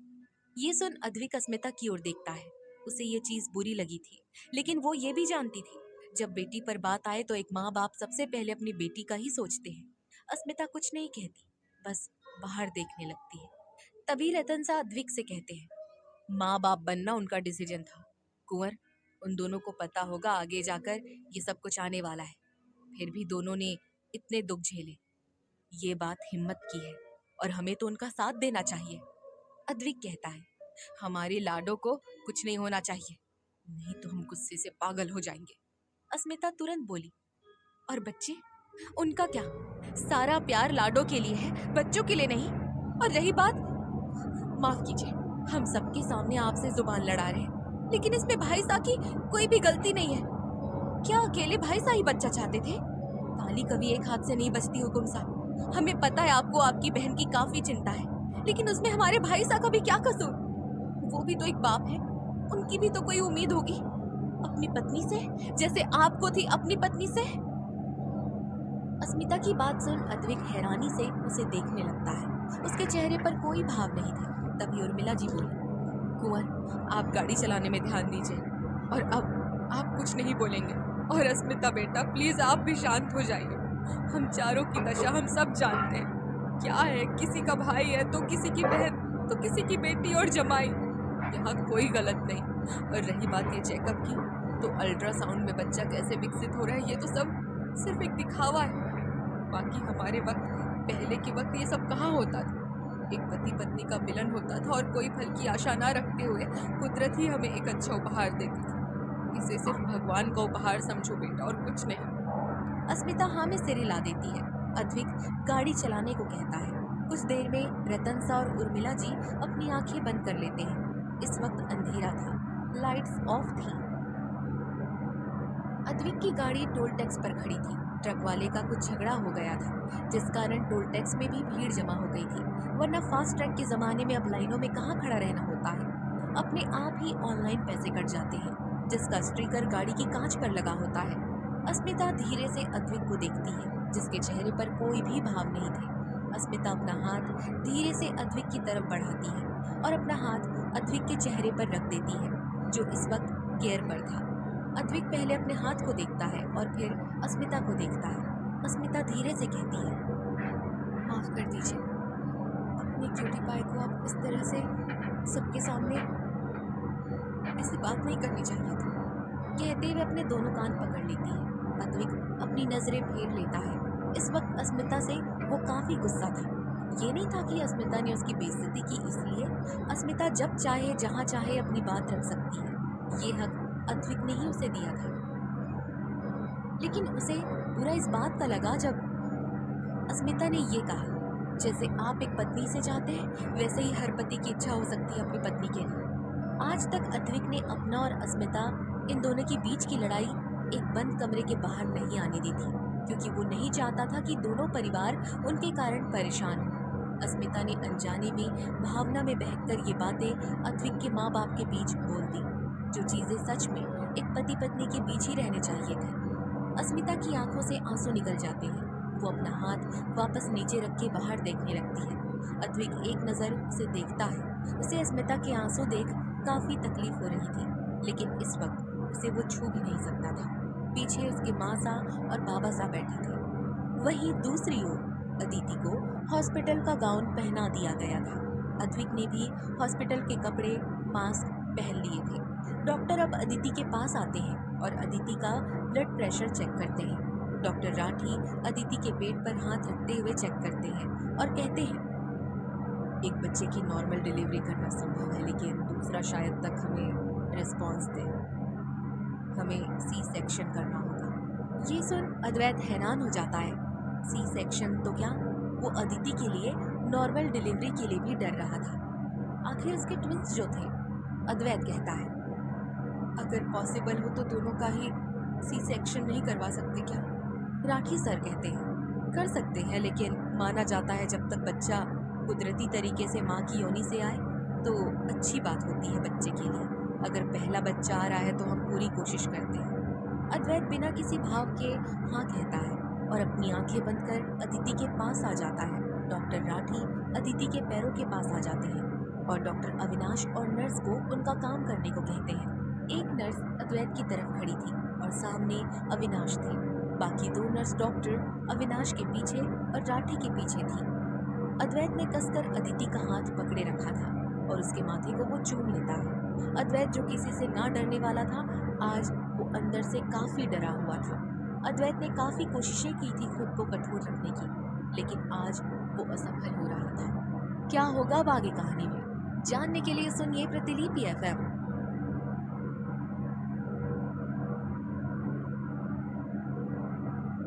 भाग 187। डॉक्टर की बात सुन अद्वैत भी घबरा गया था। घर के बाहर भी सभी लोग मौजूद थे। सबके दिल में डर और उम्मीद दोनों थी। गीता जी का रो रो कर हाल खराब हो गया था। भैरवी जी गीता जी को संभाल रही थी। वहीं अंदर अदिति और अद्वैत के माथे जुड़े हुए थे। अदिति गहरी गहरी सांसें ले रही थी। अदिति का एक हाथ अद्वैत के हाथ में था और दूसरा हाथ चादर को पकड़े हुए था। डॉक्टर और नर्स दोनों ही बच्चे को नीचे की ओर पुश कर रहे थे। अदिति दर्द से तड़प रही थी और अपने होठों को दबा रही थी। अदिति के हाथ धीरे धीरे अद्वैत के हाथ पर कसते ही जा रहे थे। अदिति अपने नाखूनों को अद्वैत की हथेली के अंदर तक चुभा रही थी, लेकिन अद्वैत को इससे कोई भी फर्क नहीं पड़ रहा था। ना कोई दर्द की लकीर थी उसके चेहरे पर, क्योंकि जितना दर्द इस वक्त अदिति सहन कर रही थी, उसके आगे तो अद्वैत का दर्द कुछ भी नहीं था। अद्वैत अदिति की चीखें सुन नहीं पा रहा था। अदिति को इतने दुख में वो देख भी नहीं पा रहा था। अदिति चिल्लाते हुए कहती है, मासा, मासा, मासा, बहुत दर्द हो रहा है, मासा। कहते हुए अदिति रोई भी जा रही थी और जितना हो सके उतना जोर लगा रही थी। अदिति के लिए बहुत ही मुश्किल हो रहा था। अब उसका बीपी भी डर और दर्द के कारण लो होते जा रहा था। डॉक्टर राठी डॉक्टर अविनाश से कहते हैं, पेशेंट को बेहोश मत होने देना, उन्हें होश में रखो। बच्चे की गर्दन हल्की सी बाहर आई है। अगर पेशेंट बेहोश हो गई तो मुश्किल हो जाएगी बच्चे के लिए, वो फंस जाएगा। गर्दन से कहीं गर्दन ही न दब जाए। ये बात सुन अद्वैत भी होश में आता है और अदिति के गाल को रखकर उसके गाल पर हल्के हल्के थप्पड़ मार के कहता है, अपनी आंखें खुली रखो, अपनी आंखें खुली रखना। तुम हार नहीं सकती। बस सिर्फ आज रोने दे रहे हैं तुम्हें, आज ये दर्द सहने दे रहे हैं तुम्हें, उसके बाद कभी नहीं रोने देंगे। बस थोड़ी हिम्मत करो मारी मरवण, थोड़ी हिम्मत करो। अदिति अपनी आंखें खुली रखने की पूरी कोशिश करती है, लेकिन उसकी पलकें काफी भारी हो रही थी। एक नर्स उसे आकर सुई लगा देती है। अदिति को अब बॉटल चढ़ने लगी थी। जिससे उसका बीपी लेवल पर आने लगा था। अदिति अब अपनी आंखें मींचकर पूरा जोर लगाने की कोशिश करती है। अद्वैत भी अदिति का हाथ कसकर पकड़ के उसके कान में कहता है, I love you the, you can do it, तुम कर सकती हो। सोचो, हम और हमारे बच्चे रेत में खेल रहे हैं, हम अपने सपनों का महल बना रहे हैं। कितना खूबसूरत महल बनाया है हमारी जूनियर अदिति ने। तुम्हें अगर इस खूबसूरत सपने को पूरा करना है तो तुम्हें हार नहीं माननी चाहिए। ये कहते हुए अद्वैत अदिति को देखता है, जो उसकी बात सुन रही है, और पूरी हिम्मत करके अपना सारा जोर लगाती है। उसके साथ अदिति की दर्द भरी चीख निकलती है। अद्वैत की आंखें बंद हो जाती है। उसके आंख से एक आंसू उसके गाल पर गिर जाते हैं। उसके साथ ही उसके कानों को सुकून मिलता है। उसे अपने पहले बच्चे के रोने की आवाज़ सुनाई देती है, जो पहली बार एक माँ बाप को सुकून देता है। डॉक्टर उस नन्ही सी जान को अपने हाथों से सीधे लेकर कहते हैं, बधाई हो कुंवर अद्वैत प्रताप साहब, आपको बेटी हुई है। ये सुन अदिति अपनी आंखें खोल मुस्कुराकर अपनी बच्ची को देखती है, जो डॉक्टर के हाथों में रो रही थी। अद्वैत की आंखें बंद थी। उसके कानों में अभी भी बच्ची की रोने की आवाज़ आ रही थी। वो बंद होने का नाम ही नहीं ले रही थी। अदिति भी अद्वैत के सर पर हाथ रख देती है और रोने लगती है। अदिति के चेहरे पर खुशी के आंसू थे। अद्वैत को काफ़ी अलग एहसास हो रहा था। वो इतने वक्त से जिसके इंतज़ार में था, अब वो पूरा होने वाला था, लेकिन उसकी हिम्मत बिल्कुल भी नहीं थी उसको देखने की। नर्स बच्ची को थोड़ा साफ करके उस पर कपड़ा लपेटकर अद्वैत की ओर आती है। बच्ची अभी भी रो रही थी। अदिति की दूसरी डिलीवरी का वक्त अभी नहीं आया था। डॉक्टर अदिति का ट्रीटमेंट कर रहे थे। अद्वैत के कान के पास बच्ची की आवाज़ तेज हो जाती है, यानी ये कहे कि बच्ची उसके काफ़ी पास आ चुकी थी। नर्स आकर कहती है, कुंवर साहब, ये लीजिए आपकी छोरी। अद्वैत गहरी सांस लेकर अपनी आंखें खोलता है। उसकी नज़र पहले अदि पर जाती है। अदिति आंखों से ही अपनी बच्ची की ओर देखने का इशारा करती है। अद्वैत धीरे से और दीवानगी से कहता है, क्या सच में हम दोनों का अंश है? अदिति मुस्कुरा के सिर हिलाती है। अद्वैत को तो यकीन ही नहीं हो रहा था कि उसका टावर इस दुनिया में आ चुका है। अद्वैत अपनी नजरें फेर उस बच्ची को देखता है, जो अभी भी रो रही थी। बाहर सब लोग बच्चे के रोने की आवाज़ से खुश हो चुके थे। गीता जी के मन में शांति होती है और वो भगवान का नाम लेने लगती है। अद्वैत नर्स को देखता है। नर्स बच्ची को आगे कर देती है। अद्वैत अपने हाथों को कांपते हुए आगे बढ़ाता है। उसके हाथ सच में कांप रहे थे। नर्स धीरे से बच्ची को अद्वैत के हाथों में देती है। अद्वैत काफ़ी अच्छे से बच्ची को पकड़ लेते हैं। बच्ची अभी भी रोए ही जा रही थी। अद्वैत अपनी नर्म आवाज़ के साथ सिर्फ एक ही नाम कहता है, अदि। ये नाम सुनते ही बच्ची चुप हो जाती है और अपनी आंखों को खोल धीरे धीरे अपने बाबा साहब को देखने की कोशिश करती है। अदिति ये सुन हैरान थी और मुस्कुरा भी देती है। वहीं अद्वैत अपनी होठों को अदि के माथे पर रख देता है। अद्वैत अपनी बच्ची को अदिति की ओर बढ़ा देता है। अदिति अपनी बच्ची के माथे पर हाथ रख देती है। नर्स अद्वैत से बच्ची को मांगती है। अद्वैत नर्स को देखकर कहता है, क्यों, आपको हमारी बच्ची क्यों चाहिए? अब तो ये हमारे पास रहेगी ना। अदिति की आंखें बड़ी हो जाती है और अपना एक हाथ अपने सर पर रख के कहती है, हे महादेव, हुक्म साहब, इन्हें बच्चे को NICU में रखना है, दे दीजिए ना। अद्वैत कहता है, ठीक तो है हमारी बच्ची, देखो कितने सुकून से सो रही है अपने बाबा साहब की बाहों में, हम नहीं देंगे इन्हें। डॉक्टर राठी मुस्कुरा देते हैं। अदिति नर्स से बच्ची को लेने का इशारा करती है। नर्स आगे आकर बच्ची को अद्वैत के हाथों से लेने लगती है और कहती है, कुंवर साहब, हमें दे दीजिए, चेकअप करना है। अद्वैत बेमन से अपनी बच्ची को दे देता है और कहता है, खबरदार, इन्हें ज़्यादा परेशान किया तो हमसे बुरा कोई नहीं होगा। नर्स अद्वैत की धमकी सुन के डर जाती है और जल्दी से वहाँ से बच्ची को लेकर भाग जाती है। अद्वैत भी पीछे पीछे जाने लगता है और कहता है, हमारी अधि। क्या होगा आगे कहानी में जानने के लिए सुनते रहिए प्रतिलिपि FM।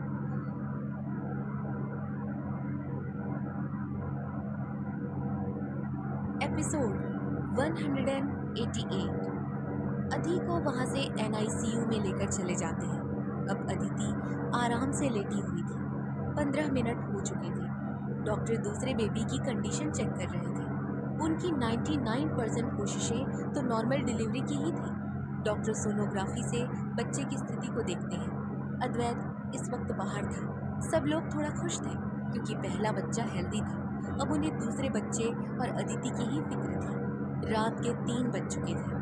डिलीवरी को काफ़ी देरी हो चुकी थी। पहली बच्ची का जन्म 2 बजे हुआ था। डॉक्टर राठी जब सोनोग्राफी में बच्चे की कंडीशन देखते हैं तो हैरान परेशान हो जाते हैं। अदिति अपनी आंखें खोल डॉक्टर को ही देख रही थी और कहती है, क्या हुआ डॉक्टर? क्या हुआ? हमारा दूसरा बच्चा ठीक तो है ना? बोलिए ना, हम अभी हुकुम सा को बुलाते हैं। कहते हुए अदिति आवाज लगाती है, हुकुम सा, हुकुम सा। अद्वैत अदिति की धीमी आवाज सुन तुरंत अदिति के पास आता है और कहता है, क्या हुआ दी? कहीं दर्द हो रहा है? डॉक्टर कुछ कीजिए ना, क्या हुआ? अदिति परेशान होकर अपने पेट पर हाथ रख के कहती है, हुकुम सा, डॉक्टर कुछ परेशान है, उनसे पूछिए ना हमारा दूसरा बच्चा कैसा है। अद्वैत डॉक्टर की ओर देखते हुए कहते हैं, क्या हुआ मिस्टर राठी, हमें बताएं। अब छुपाने की कोई ज़रूरत नहीं है, जो सच है वो हम स्वीकार करने को तैयार हैं। अद्वैत की बात सुन डॉक्टर गहरी सांस लेते हैं। अद्वैत अदिति का हाथ कसकर पकड़ लेता है। डॉक्टर कहते हैं, बच्चा अंदर घबरा गया है। उसने घबराहट में गर्भनाल को अपने गर्दन में ही लपेट लिया है। अगर हमने नॉर्मल डिलीवरी करनी भी चाहिए तो उसका गला गर्भनाल से दब सकता है। ये बात सुन अदिति और अद्वैत हैरान हो जाते हैं। अद्वैत कहता है, ऐसे कैसे बच्चे ने अपनी गर्दन को गर्भनाल से लपेट लिया? डॉक्टर कहते हैं, बच्चे गर्भ में घूमते रहते हैं और जब 2 जुड़वा बच्चे अंदर हो तो उन्हें एक दूसरे का सहारा होता है। जब पहले बच्चे का प्रसव हो गया तो अब दूसरा बच्चा डर गया। अब उसे लग रहा है कि वो अकेला हो गया और उसे घूमने की जगह मिलने लगी और आसानी से वो बच्चा घूम गया। अदिति रोते हुए कहती है, हम डिलीवरी कैसे करेंगे डॉक्टर? डॉक्टर कहते हैं, हम तो पहला मरीज देख रहे हैं जिनकी नॉर्मल और सी सेक्शन दोनों ही डिलीवरी हो रही है, जो आपके लिए काफ़ी तकलीफदायक होगी। आपको पूरे 2 से 3 महीने बेड रेस्ट पर ही रहना होगा। अदिति रोते हुए कहती है, मैं अपनी नहीं पड़ी, आप जो चाहे वो कीजिए लेकिन हमारे बच्चे को बचा लीजिए। वो ठीक तो है ना? डॉक्टर चुप हो जाते हैं। अद्वैत लड़खड़ाती आवाज में कहता है, अब चुप क्यों होगा? कैसा है हमारा दूसरा बच्चा, कैसा है? डॉक्टर अविनाश कहते हैं, ये वही बच्चा है जो शुरू से कमजोर था और इस बच्चे के फेफड़े ठीक से विकसित नहीं हुए हैं। ये सुन अदिति कसकर अद्वैत को पकड़ लेती है। अद्वैत भी अदिति को अपनी बाहों में ले लेता है और हिम्मत करके कहता है, इसका कोई इलाज है क्या? क्या हम इस बच्चे का 9 महीने के बाद प्रसव नहीं कर सकते? अभी दर्द भी नहीं हो रहा है। डॉक्टर राठी कहते हैं, आप समझ नहीं रहे हैं कुंवर साहब, ये सब नहीं हो सकता। हमें ऑपरेशन करना होगा। बच्चे ने अपने गले में गर्भनाल फंसा ली है। अगर वो ज़रा सा भी घूमा तो उसका गला वहीं दब सकता है। और रही बात, ऐसे कई केसेस हैं जहाँ बच्चों के फेफड़े विकसित नहीं होते, उन्हें पूरे वक्त ऑक्सीजन दिया जाता है, वक्त रहते वो ठीक हो जाते हैं, पर ये ट्रीटमेंट काफ़ी महंगा है। ये सुन अद्वैत बिना किसी भाव के कहता है, ये पैसा, नाम, दौलत सब कुछ इनके लिए ही तो है, हमें फ़र्क नहीं पड़ता जितने भी पैसे जाएं, पर हमारा बच्चा सही सलामत हमें चाहिए, आप समझे? डॉक्टर हाँ में सिर हिलाते हैं। अब वो अदिति का ऑपरेशन करने की तैयारी शुरू करते हैं। अब अदिति को दर्द होना शुरू हो चुका था। अदिति को पहले बेड पर बिठाया जाता है। डॉक्टर राठी कहते हैं, कुंवर साहब, क्या आप अब बाहर जा सकते हैं? शायद आप ऑपरेशन नहीं देख पाएंगे। अद्वैत अदिति की ओर देखकर कहता है, हमारे सामने ही कीजिए, हम अपनी मरमट को देख रहे हैं, हम उन्हें हिम्मत देंगे। डॉक्टर अब कुछ नहीं कहते हैं। उन्होंने अदिति को खड़ा किया। अदिति अद्वैत का हाथ पकड़ी खड़ी हुई। अद्वैत अदिति की दोनों बाजू आगे से पकड़ लेता है। अदिति अपना सर अद्वैत के कंधे पर रख देती है क्योंकि इस वक्त वो काफ़ी कमज़ोर थी। अब उसका सी सेक्शन भी होने वाला था। डॉक्टर अदिति का टॉप ऊपर करते हैं। अदिति की गोरी पीठ अब डॉक्टर के सामने थी। डॉक्टर एक कॉटन से अदिति की पीठ पर दवा लगाते हैं और बड़ा सा एनेस्थीसिया का इंजेक्शन अदिति की पीठ पर लगाते हैं। अदिति की आंखें बंद हो जाती हैं। उसके मुंह से हल्की सी आह निकल जाती है। उसे काफ़ी दर्द हो रहा था क्योंकि सुई काफ़ी बड़ी थी। और डॉक्टर बार बार इंजेक्शन को ऊपर से नीचे करते हैं। अदिति के चेहरे पर दर्द साफ साफ झलक रही थी। अद्वैत ने अभी भी अदिति को गले लगाया हुआ था। अदिति की एक एक चीख उसके कानों में अभी भी सुनाई दे रही थी। अद्वैत के हाथों की मुट्ठी अब कसती जाती है। डॉक्टर अब धीरे से अदिति को लिटा देते हैं। अदिति को इंजेक्शन का असर शुरू होने लगा था। नर्स ने पहले ही अदिति का गाउन बदला था, एक टी शर्ट और खुला लहंगा पहना दिया था। डॉक्टर राठी अदिति का टॉप ऊपर करके अब ऑपरेशन की तैयारी करते हैं। डॉक्टर ने अदिति के आंचल के पास पर्दा रख दिया था, जिससे अदिति खुद घबरा ना जाए। नर्स अद्वैत को स्टूल लाकर देती है। अद्वैत वहीं स्टूल पर अदिति का हाथ पकड़े बैठा रहता है। अदिति अपनी आंखें बंद कर लेती है। अद्वैत अदिति का हाथ अपने माथे से लगा लेता है। डॉक्टर अब ऑपरेशन शुरू करते हैं। अद्वैत की दिल की धड़कनें वक्त के साथ बढ़ रही थी। उसे कुछ भी समझ नहीं आ रहा था। उसके मन में सिर्फ अपनी अदिति का चेहरा था और उसके आने वाले बच्चे की छवि। अद्वैत अपने मन में महादेव के नाम का जाप कर रहा था। तभी डॉक्टर बच्चे को अच्छे से बाहर निकालते हैं और उसके गले से गर्भनाल निकालते हैं। नर्स जल्दी से आकर बच्चे को अपने हाथों में लेती है और उसे साफ करने लगती है। बच्चा बिल्कुल भी नहीं रोया। अद्वैत की आंखें बंद थीं, अदिति की आंखें भी बंद थीं। तभी डॉक्टर बच्चे को साफ कर डॉक्टर अविनाश को देती है। डॉक्टर राठी अदिति का स्टिचेस करने लगते हैं। डॉक्टर अविनाश बच्चे की पीठ घिस रहे थे, लेकिन बच्चा कोई भी रिस्पॉन्स नहीं दे रहा था। अविनाश कहते हैं, बच्चा कोई रिस्पॉन्स नहीं दे रहा। ये सुन अद्वैत की आंखें खुलती है और सामने उसका नवजात शिशु से वो देखता है। वहीं अदिति की आंख खुलते ही ये खबर सुन वो बेहोश हो जाती है, क्योंकि उसका बीपी लो हो चुका था। डॉक्टर राठी अदिति के स्टिचेस करती है। वहीं डॉक्टर अविनाश बार बार बच्चे की पीठ पर रब कर रहे थे। बच्चे की सांसें काफ़ी कम चल रही थी। डॉक्टर राठी अपने ग्लव्स निकाल के बच्चे को हाथ में लेते हैं और बच्चे के मुंह में माउथ टू माउथ CPR देते हैं। थोड़ी कोशिशों के बाद बच्चा रोने लगता है। अद्वैत की आंखें बंद हो जाती हैं। एक नर्स स्ट्रेचर लेकर आती है। डॉक्टर राठी अद्वैत के पास आते हैं। बच्चा धीमी धीमी सांसें ले रहा था। डॉक्टर जल्दी से बच्चे को अद्वैत की ओर बढ़ा के कहते हैं, आपके घर दूसरी बच्ची का जन्म हुआ है। ये सुन अद्वैत उस बच्ची को देखता है और अपने कांपते हाथों से आगे बढ़ता है। डॉक्टर उस बच्ची को अद्वैत के हाथों में दे देते हैं। अद्वैत के होठों पर एक हल्की सी मुस्कान आ जाती है। वो बच्ची अद्वैत के हाथों में हिल रही थी और सांस लेने की कोशिश कर रही थी। अद्वैत धीरे से कहता है, तो वो जन्मों बच्चा आप थी जो अपनी बाईसा को अपने बाईसा से शेयर नहीं करना चाहती थी। बच्ची की होठों में निश्चल मुस्कान आ जाती है। डॉक्टर राठी कहते हैं, बच्ची को ऑक्सीजन की ज़रूरत है, हमें दे दीजिए। कहते हुए अद्वैत से बच्ची को लेने लगते हैं, जिसकी सांसें कम होने लगी थी। अद्वैत का मन बिल्कुल भी नहीं था। उसकी आंखें गीली हो चुकी थी। अद्वैत अपनी पकड़ बच्ची पर कस देता है। तभी डॉक्टर उसे स्ट्रेचर पर लिटा देते हैं। नर्स एक एक करके सारी चीज़ें देने लगती है। डॉक्टर बच्चे के नाक में एक नली लगा देते हैं। बच्ची इससे रोने लगती है। अद्वैत की आंखें बंद हो जाती हैं। उसकी बच्ची तकलीफ में थी। बच्ची अपने हाथ पैर चला रही थी। डॉक्टर उसके सीने पर भी ट्यूब लगा देते हैं। अद्वैत नीचे घुटने के बल बैठ जाता है। उसकी आंखें अब भी बंद थीं। वो अपनी नन्ही बच्ची को इस हालात में नहीं देख सकता था। नर्स उस बच्ची को अब स्ट्रेचर से NICU में लेकर जाते हैं। अद्वैत चिल्लाता है, अति, हमारी बच्ची। नर्स बच्ची को स्ट्रेचर से कमरे से बाहर लेकर जाती है। बाहर अभी भी अद्विक, अस्मिता, रतन सा और उर्मिला जी आए थे। बच्चे को अदिति के वार्ड से इस तरह आते हुए देख अद्विक के पैरों तले जमीन खिसक जाती है। अस्मिता की आंखों से आंसू बहने लगते हैं। उर्मिला जी खुद को संभाल नहीं पाती और गिरने को होती है। तभी रतन सा उन्हें पकड़ लेते हैं। गीता जी भी जोर से चिल्लाती है, नहीं, हमारा बच्चा। कमल सा के पैर भी लड़खड़ा जाते हैं। आदि भी अपनी आंखें बंद कर लेता है।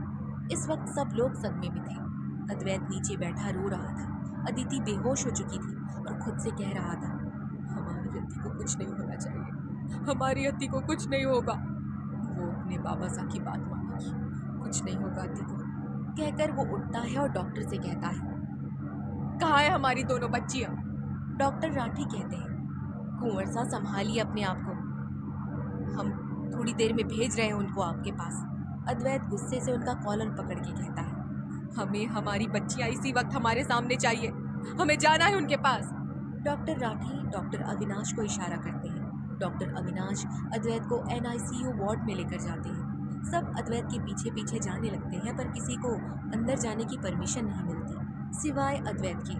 अद्वैत डॉक्टर के साथ पीछे आया और सामने देखता है जहाँ 2 मासूम जान एक कांच के बॉक्स में लेटी हुई थी। एक बच्ची हेल्दी थी तो एक पाइप से लिपटी हुई।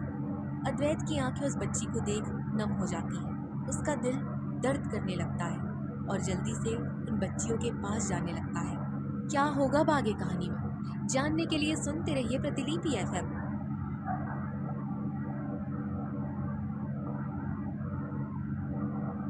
एपिसोड 190। अद्वैत अदिति को अपनी बच्चियों के बारे में बता रहा था। अदिति का बहुत मन कर रहा था अपनी बच्चियों से मिलने का, लेकिन उसकी हालत ठीक नहीं थी, जिस कारण वो अभी जल्दी से उठ नहीं सकती थी। अदिति को भी कुछ दिन हॉस्पिटल में ही एडमिट रखा गया था, जिससे उसका भी प्रॉपर इलाज हो सके और दोनों बेटी की फीडिंग के लिए माँ का दूध निकाल उन्हें बच्चियों तक ले जाया जाता था। अदी माँ का दूध मुंह से पी सकती थी, लेकिन अदी को नाक में लगी नलियों के द्वारा पिलाया जाता था। अब 15 दिन हो चुके थे। अदिति काफ़ी बेचैन हो रही थी। उसने तो सिर्फ अपनी बच्चियों की तस्वीर ही देखी थी, लेकिन उनसे मिलने कभी नहीं गई थी। लेकिन हुकुम सा रोज़ रात को सोने से पहले उन बच्चियों को मिलने जाते और आकर अदिति को उनकी सारी हरकतें बताते, जिससे अदिति को सुनने में ही सुकून मिल जाता, लेकिन उसे उनसे मिलने की तड़प उठती थी। आज 15 दिन के बाद अदिति उठकर बैठ सकती थी, लेकिन उसका चलना थोड़ा मुश्किल था। उसे दोनों तरफ से दर्द हो रहा था। अदिति कमज़ोर हो चुकी थी। अद्विक ऑस्ट्रेलिया चला गया था, लेकिन अस्मिता वहीं थी अदिति की मदद के लिए, और उर्मिला जी भी उनके रिश्तेदार की यहाँ रह रही थी और रोज़ अदिति के साथ दोपहर में बैठने के लिए आती थी। अदिति इस वक्त बेड पर थी। इस वक्त अदिति के साथ अस्मिता थी और अस्मिता के फ़ोन पर अद्विक का वीडियो कॉल चल रहा था। अदिति और अस्मिता दोनों ही उससे बातें कर रही थी और मुस्कुरा रही थी। अद्विक कहता है, कब आ रही हैं आप? अस्मिता सोचने का नाटक करते हुए कहती है, अब सोच रहे हैं 3 महीने पूरे करके ही आएंगे। 1 महीने में से 17-18 दिन तो हो ही गए हैं, और अब तक बच्चियाँ और भाभी सा दोनों कल घर जा रही हैं ना, और छठी की रस्म करके ही आते हैं। आखिर बुआ सा हो उनकी, नामकरण तो हमें ही करना है ना। अद्विक तुरंत कहता है, कल ही आ जाइए, छठी में अगले दिन हम दोनों आ जाएंगे साथ में। अस्मिता चिढ़ाते हुए कहती है, माफ़ी चाहते हैं हुकुम सा, हम तो छठी के बाद ही आएंगे, कहकर फ़ोन काट देती है। अदिति हैरानी से कहती है, ये क्या, आप तो आज रात जा रही हैं ना ऑस्ट्रेलिया, तो फिर झूठ क्यों कहा आपने? अस्मिता हंसते हुए कहती है, हम उन्हें सरप्राइज़ देना चाहते हैं, इसीलिए हमने नहीं बताया। अदिति हाँ में सिर हिला देती है। तभी कमरे में अद्वैत आता है, जो अभी अभी डॉक्टर से मिलकर आ रहा था। अद्वैत आगे आकर कहता है, डॉक्टर ने अब तुम्हें बेड से उतरने की परमिशन दे दी है, चलो हमारी बच्चियों से मिलने का वक्त आ गया है। ये सुन अदिति के चेहरे पर लंबी सी मुस्कान आ जाती है, साथ ही उसकी आंखों से आंसू आने लगते हैं। अद्वैत एक व्हील चेयर लेकर आता है और अदिति को बेड से उठाने की कोशिश करता है। अस्मिता व्हील चेयर को पकड़ने लगती है। अद्वैत अदिति को बेड से उठाता है। अदिति के पाँव इतने दिन बाद ज़मीन पर रखे गए थे। अदिति की आंखें बंद हो जाती हैं। अद्वैत उसे व्हील चेयर पर बिठाता है। अदिति अद्वैत का एक हाथ पकड़ लेती है। अद्वैत उसे बेबीज़ के रूम में लेकर जाता है। अदिति की दिल की धड़कनें तेज़ होने लगी थी। आखिर कितने दिनों के बाद वो बच्चियों को देखने वाली थी, छूने वाली थी। अद्वैत रूम का दरवाज़ा खोलकर अदिति को अंदर लेकर जाता है। अदिति सामने अपनी दोनों बच्चियों को देखती है, जो आराम से लेटी हुई थी। अदिति की आंखों में पानी आ जाता है। अदिति व्हील चेयर से खड़ी होने की कोशिश करती है। अद्वैत उसकी बाहें पकड़ लेता है। अदिति धीरे धीरे कदमों से चलने की कोशिश कर रही थी। उसके कदम उसे काफ़ी भारी लग रहे थे। अद्वैत और अदिति दोनों बच्चियों के पास पहुंच जाते हैं। अदिति अपनी बच्चियों को देखती है। अदिति रोते रोते अद्वैत के सीने से लग जाती है। अद्वैत उसे संभालता है और कहता है, क्या हुआ?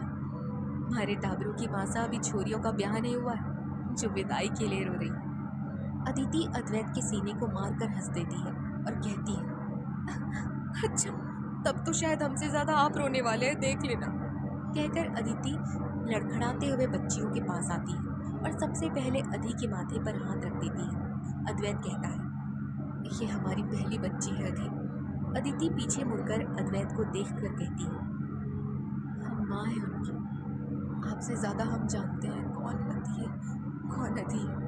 अद्वैत बस मुस्कुरा देता है। तभी अदिति अधी को अपनी गोद में लेने की कोशिश करती है। अधी के होठों पर अपने आप मुस्कान आ जाती है और अपनी आंखें खोल अदिति को देखने की वो कोशिश करती है। अदिति अपनी बच्ची के माथे को चूम लेती है। अधी की मुस्कान और भी ज्यादा बड़ी हो गई थी। अधी अदिति को पहचान गई थी और अदिति के टॉप को वो कसकर पकड़ लेती है, जैसे वो अदिति के गोद से उतरना ही ना चाहती हो। अद्वैत आगे बढ़कर व्हील चेयर पर अदिति को बिठाता है। अदिति के गोद में अधी, जिसे वो खूब प्यार कर रही थी। अद्वैत भी अधी को देख रहा था और उसके माथे पर अपना हाथ फेर रहा था। तभी उन दोनों के कानों में एक आवाज़ आती है, जिसे देख अदिति तो हैरान हो जाती है, लेकिन अद्वैत के होठों पर मुस्कान और चेहरे पर परेशानी आ जाती है। अद्वैत अति के पास जाता है और अति को अपनी गोद में ले लेता है। अति तुरंत शांत हो जाती है। ये देख अदिति हैरानी से अति को देखती है। अद्वैत अति को देख के कहती है, इन्हें पता नहीं कैसे मालूम हो जाता है, इनकी बड़ी बहन को हमने गोद में लिया है। इनका कहना यही है कि बड़ी बहन को गोद में लिया है तो हमें भी गोद में ले। ये सुन अदिति प्यार से अति को देखती है और अद्वैत को अति को लेने को कहती है। अद्वैत अदिति के सामने आकर घुटने पर बैठ जाता है और अति को आराम से अदिति की गोद में रखकर अति को अपनी गोद में लेता है। अदिति अति को अपने सीने से लगा के उसके सिर पर हाथ रख के कहती है, आप तो मासा का बहादुर बच्चा है, आपको कैसे कोई कम प्यार कर सकता है? दोनों को बराबर ही प्यार मिलेगा। एक समय हम दोनों को तो नहीं उठा सकते हैं ना, है ना? ये सुन अति सिर्फ हल्का सा हिलती है और अपने हाथों को ऊपर हिलाते हुए अदिति का चेहरा पकड़ने की कोशिश करती है। अदिति उसके नन्हे नन्हे हाथों को चूम लेती है। अदिति अब खड़ी होकर अति को लेटाने को जाती है, लेकिन अति बेचैन हो जाती है। वो कसकर अदिति को पकड़कर ही रोने लगती है। अदिति उसे शांत कराने की कोशिश करती है, पर अति शांत होने का नाम ही नहीं ले रही थी। वहीं अति का रोना सुन अति भी रोने लग जाती है। अद्वैत और अदिति को कुछ भी समझ नहीं आता, आखिर ये दोनों रो क्यों रही हैं? यहाँ अद्वैत अति को शांत करवा रहा था, वहाँ अदिति अति को शांत करवा रही थी। वहीं अति अब काफी हाथ पैर चलाने लगी थी, जिससे अदिति उसे और खुद को भी संभाल नहीं पा रही थी। अदिति कहती है, हुकुम साहब, हमें नहीं समझ आ रहा है कि ये दोनों रो क्यों रही है। इन्हें भूख लग रही है क्या? अद्वैत भी दोनों बच्चियों को देखता है। अद्वैत आगे आकर अति को अदिति को देता है। अति को अपनी गोद में लेते हुए कहता है, ये शांत हो जाएगी तो अति अपने आप ही शांत हो जाएगी। कहते हुए अद्वैत अति को चुप करवा रहा था। अति धीरे धीरे शांत हो जाती है। अति की आवाज़ ना आती देख अति भी शांत हो जाती है। अद्वैत और अदिति दोनों ही परेशानी से एक दूसरे के सामने देखते हैं, मानो एक दूसरे से कह रहे हों कि इन दोनों को समझने में काफ़ी वक्त लगेगा। अदिति अति को देख के कहती है, शायद इन्हें हमारी ज़रूरत है। इन्हें ऐसी हालत में एक माँ चाहिए, इसीलिए हमें नहीं छोड़ रही है। और हम जब इन्हें वापस रखने को उठ रहे थे, इसीलिए ये रोने लग गए। अद्वैत कहता है, और छोटी बहन को रोता देख बड़ी बहन अपने आप रोने लगी बिना किसी कारण के। ये सुन अदिति परेशानी में भी मुस्कुराती है। दोनों ही नए नए माता पिता बने थे, वो भी दोनों बेटियों के। दोनों के लिए काफ़ी मुश्किल होने वाले थे कुछ दिन, जिससे वो दोनों ही अपनी बच्चियों के बर्ताव और आदतें जान सके। अद्वैत बच्चियों को दिल पर पत्थर रखकर अपनी जगह पर लिटाता है और अदिति को उसके कमरे में ले जाता है। अदिति रोने लगी थी। अद्वैत उसके कंधे पर अपना सिर रख के कहता है, बस आज की रात, कल सुबह आप और हमारी दोनों जान, आप तीनों हमारे साथ घर पर रहेंगे। अदिति हाँ में सिर हिला देती है। रात के 8 बजे अस्मिता फ्लाइट में बैठ चुकी थी। उसकी 13 घंटे की फ्लाइट थी। अस्मिता सुबह के 8 बजे ऑस्ट्रेलिया पहुंचने वाली थी। ऑस्ट्रेलिया भारत के समय से 5 घंटे पीछे है, यानी भारत के सुबह के 8 बजे और ऑस्ट्रेलिया में इस वक्त मिडनाइट। अस्मिता अपनी आंखें बंद करके सो जाती है। उसका फ़ोन स्विच ऑफ था। वहीं अद्विक रात को उससे बात करने के लिए कॉल भी कर रहा था, लेकिन उसका फ़ोन कब से स्विच ऑफ ही आ रहा था, जिसे देख अद्विक को गुस्सा भी आता है और वो नाराज़ भी हो जाता है। ऑस्ट्रेलिया में रात के 4 बजे अद्विक बेड पर उल्टा लेटा था। उसकी नींद गायब थी। क्योंकि उसकी बात अस्मिता से काफ़ी घंटों से नहीं हुई थी। अद्विक की आंखें बंद थी, लेकिन उसके दिमाग में अस्मिता का चेहरा घूम रहा था। वहीं अस्मिता घर के बाहर आ चुकी थी और अपनी बैग में से चाबी निकालकर लॉक खोलकर आराम से घर के अंदर आ जाती है। अस्मिता काफ़ी खुश थी अद्विक को सरप्राइज देने के लिए। अस्मिता एक बार इंडिया आ चुकी है अकेले, तब से अद्विक उसे अकेले जाने आने की परमिशन देने लगा था। अस्मिता पूरे घर को देखती है, जहाँ थोड़ा सा घर बिखरा हुआ था। अस्मिता गहरी सांस लेती है। उसे सुबह होते ही सारा काम करना होगा। वो धीरे कदमों से कमरे के अंदर आती है और बेड को देखती है, जहाँ अद्विक पेट के बल लेटा हुआ था। अस्मिता ने पहले से ही अपनी चूड़ियाँ और पायल निकाल दी थी। अस्मिता धीरे से बेड के ऊपर आकर अद्विक की पीठ पर लेट जाती है। अस्मिता के हाथ अद्विक के बाहों में थे। अद्विक, जिसकी आंखें बंद थी, अस्मिता की खुशबू और एहसास से उसकी आंखें खुल जाती हैं और वो बिना किसी भाव के कहता है, आपको क्या लगा? हमें पता नहीं चलेगा आपने ऑस्ट्रेलिया की टिकट करवाई है, वो भी आज रात की। ये सुन अस्मिता हैरान हो जाती है। अद्विक जल्दी से पलटकर अस्मिता को अपने ऊपर लाकर कहता है, हमें आपके हाथों में चूड़ियाँ कितनी होती है वो भी पता होता है, और आप तो 7,000 किलोमीटर दूर यहाँ आ रही है। कैसे सोच लिया कि हमें पता नहीं चलेगा? अस्मिता मुंह बना के कहती है, हम पर नजर कम रखिए, हमारा सारा सरप्राइज खराब कर दिया आपने। जाइए, हमें बात नहीं करनी आपसे। कहकर अद्विक को धक्का मारने लगती है। अद्विक अस्मिता के दोनों हाथ पकड़कर दोनों हाथ ऊपर ले जाते हुए कहता है, इतने दिनों बाद हमारे पास है, आपको क्या लगता है हम जाने देंगे? कहते हुए अद्विक अस्मिता की गर्दन पर चूमने लगता है। अस्मिता हैरान हो जाती है।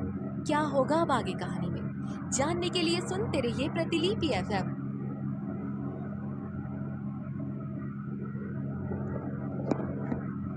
एपिसोड 191। अद्विक अस्मिता के ऊपर था और अस्मिता को बड़े ही इंटेंस नज़रों से देख रहा था। अस्मिता अपनी नज़रें चुरा रही थी और अद्विक को खुद से दूर करने की कोशिश कर रही थी। अद्विक अस्मिता का हाथ पकड़ के उसके हाथों को ऊपर करता है और कसकर पकड़ लेता है। अस्मिता की सांसें तेज हो जाती हैं। अद्विक की करीबी ही उसे कंट्रोल करने से रोक नहीं पाती थी। इतने दिनों बाद उन्हें करीब आने का मौका मिला था। अद्विक उसे बेपनाह प्यार करने लगा था। उसने अस्मिता को अपनी बाहों में लिया और उसे बेतहाशा किस करने लगा और जोरों से नीचे बेड पर गिरा दिया। उसके गर्दन पर किस करने लगा। अस्मिता अपनी आंखें बंद करके धीरे से कहती है, तुम सब प्लीज लाइट ऑफ कीजिए ना। ये सुन अद्विक नीचे झुककर अस्मिता के कानों को अपने होठों पे रख के कहता है, हमसे कैसी शर्म, सब कुछ हमारा ही है और ये पहली बार तो नहीं है ना, हमने तो सबका एहसास पहले से ही किया हुआ है। अस्मिता कस के अद्विक के कंधे को पकड़ के कहती है, हमें शर्म आती है, प्लीज लाइट बंद कीजिए ना हुकुम साहब। ये सुन अद्विक अस्मिता के माथे को चूमता है और कमरे की सारी लाइट्स अपने फ़ोन से बंद कर देता है। अस्मिता के होठों पर मुस्कान आ जाती है। तभी अद्विक अस्मिता के कानों में कुछ कहता है। अस्मिता हैरान हो जाती है। अद्विक ऊपर आता है और अस्मिता के होठ पर अपने होठ रख देता है। अस्मिता की आंखें हर पल बंद थी। अद्विक धीरे धीरे प्यार से सारी हदें पार करने लगता है। दोनों को इस वक्त कोई भी अंदाज़ा नहीं रहता कि सुबह के 8 बज जाते हैं। अस्मिता काफ़ी थक चुकी थी। अद्विक भी इतनी ठंड में पसीने से लथपथ हो चुका था और बेड पर सीधे लेटा था। अस्मिता बेड पर ब्लैंकेट के अंदर लेटी हुई थी और उसकी आंखें बंद थी। अद्विक सीलिंग की तरफ देख रहा था। तभी अद्विक बिना किसी भाव के कहता है, 7 4 5 6 8 9 0 0। ये किसका नंबर है?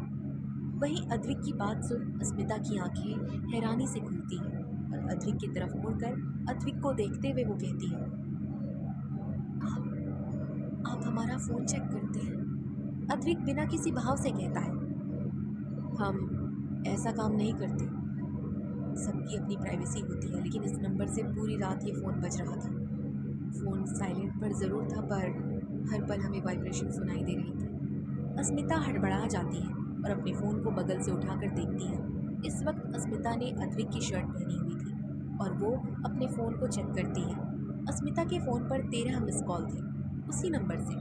अस्मिता की आंखें हल्की नम हो जाती है। वहीं अद्विक एकटक अस्मिता को देख रहा था और अस्मिता के हाथ से फ़ोन लेकर साइड में बेड पर फेंक उसके ऊपर आता है। अस्मिता अद्विक की आंखों में देखती है, जिसमें नाराज़गी साफ साफ नज़र आ रही थी। अद्विक अस्मिता की चिन को अपने हाथों से पकड़ के कहता है, कौन है ये? कोई परेशान कर रहा है? हमें बताओ, हम उसे ठिकाने लगाते हैं। कोई दोस्त है क्या? अगर ऐसा हो तो डरने की कोई ज़रूरत नहीं है। आप बात कर सकती हैं अपने दोस्तों से, लेकिन हमें बता के भी कर सकती हैं। ये सुन अस्मिता अपनी नज़रें फेर लेती है। उसे काफ़ी गिल्ट फील हो रहा था।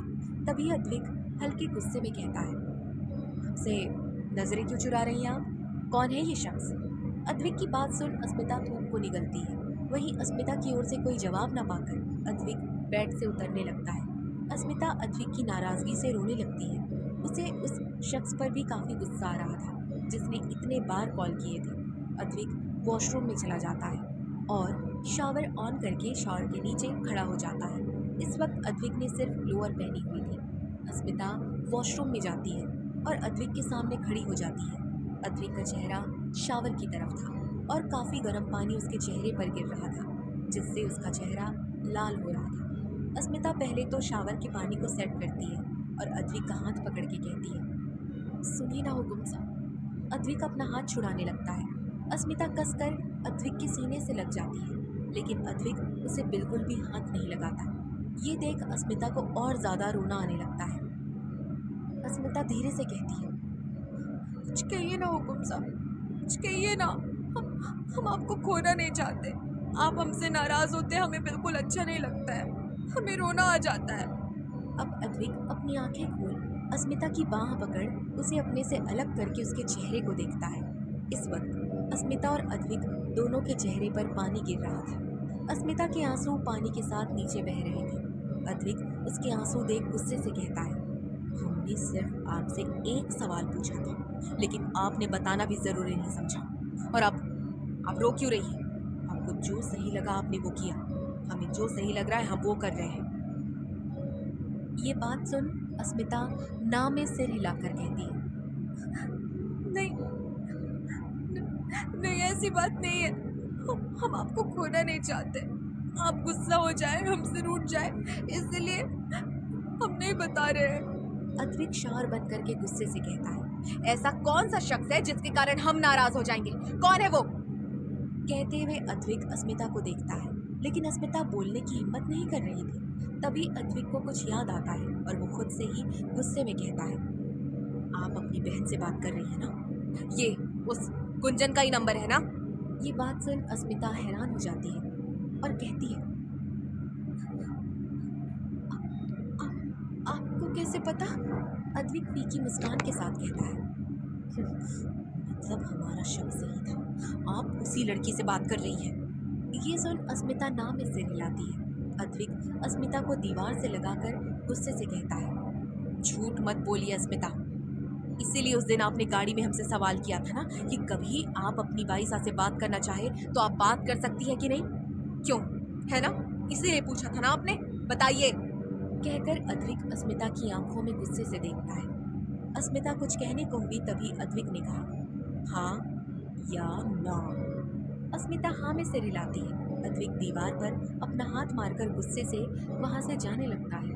अस्मिता चिल्ला के कहती है, आपको हमारी कसम, आप यहाँ से बिना हमारी बात सुनकर गए। हर बार रूठ के चले जाना, 2-3 दिन तक घर नहीं आना, बार बार हम सहन नहीं कर सकते आपकी ये नाराजगी। हमें बात रखने का हक है। कहते हुए अस्मिता अद्विक के पास आती है। अद्विक गहरी गहरी सांसें ले रहा था। अस्मिता अद्विक का चेहरा अपने हाथ में लेती है। अद्विक उसके हाथों को नीचे रख देता है। अस्मिता रोते हुए कहती है,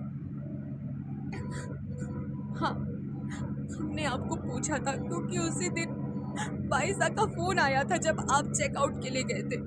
उसी दिन हमारी बात हुई थी उनसे। ये बात सुन अद्विक हैरानी और गुस्से से देखता है।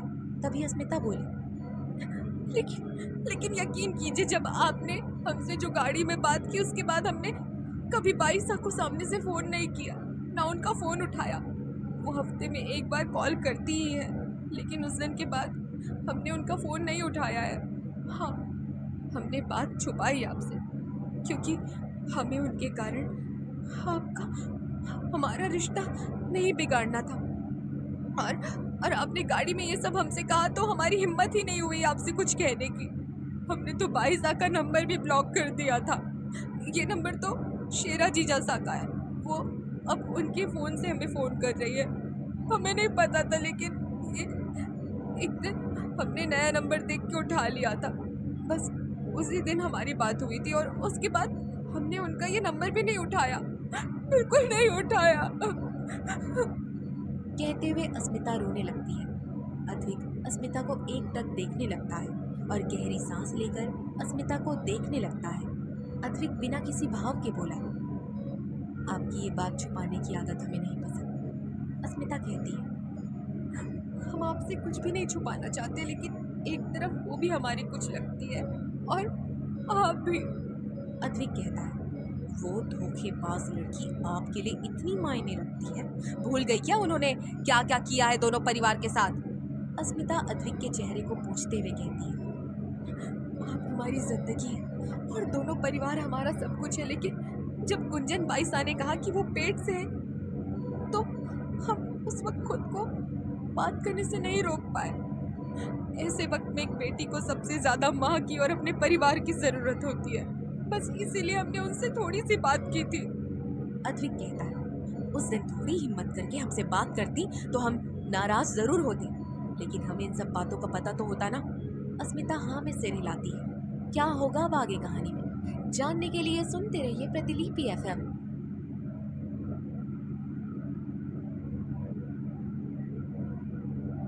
एपिसोड 192। अद्विक और अस्मिता दोनों ही एक दूसरे के सामने देख रहे थे। अस्मिता अपने कान पकड़ लेती है। उसका चेहरा रोने के कारण पूरा लाल हो चुका था।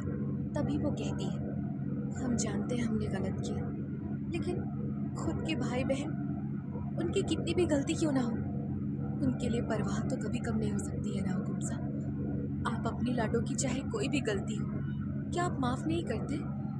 हाँ, हम जानते हैं हमने माफ़ नहीं किया है बाईसा को, लेकिन हम ये तो जान सकते हैं ना कि वो सुखी है कि नहीं है, वो ठीक तो है ना?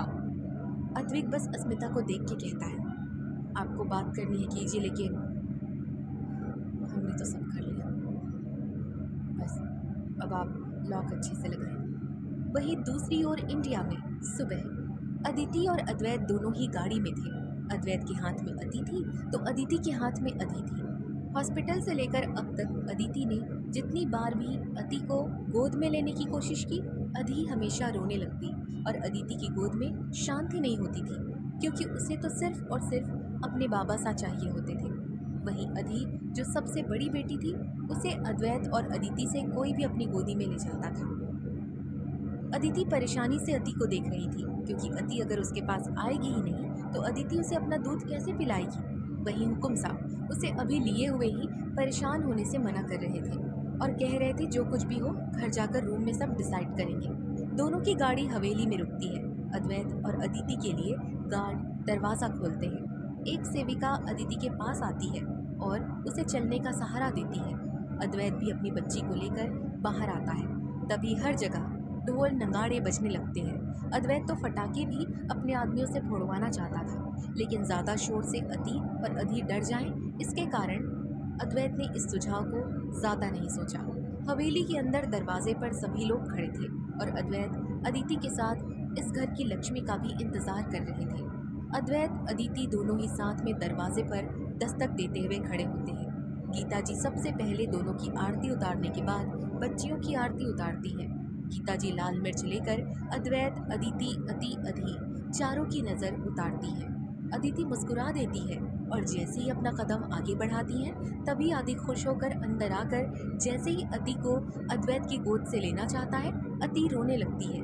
लेकिन अति रोने लगती है और अद्वैत को कसकर पकड़ लेती है। अद्वैत मुस्कुराता है और कहता है, ये हमारे सिवाय किसी के पास नहीं आएगी। हमने कोशिश कर ली है, लेकिन वो अपने बाबा सा को छोड़कर खुद अपनी माँ सा के पास भी नहीं जाती है।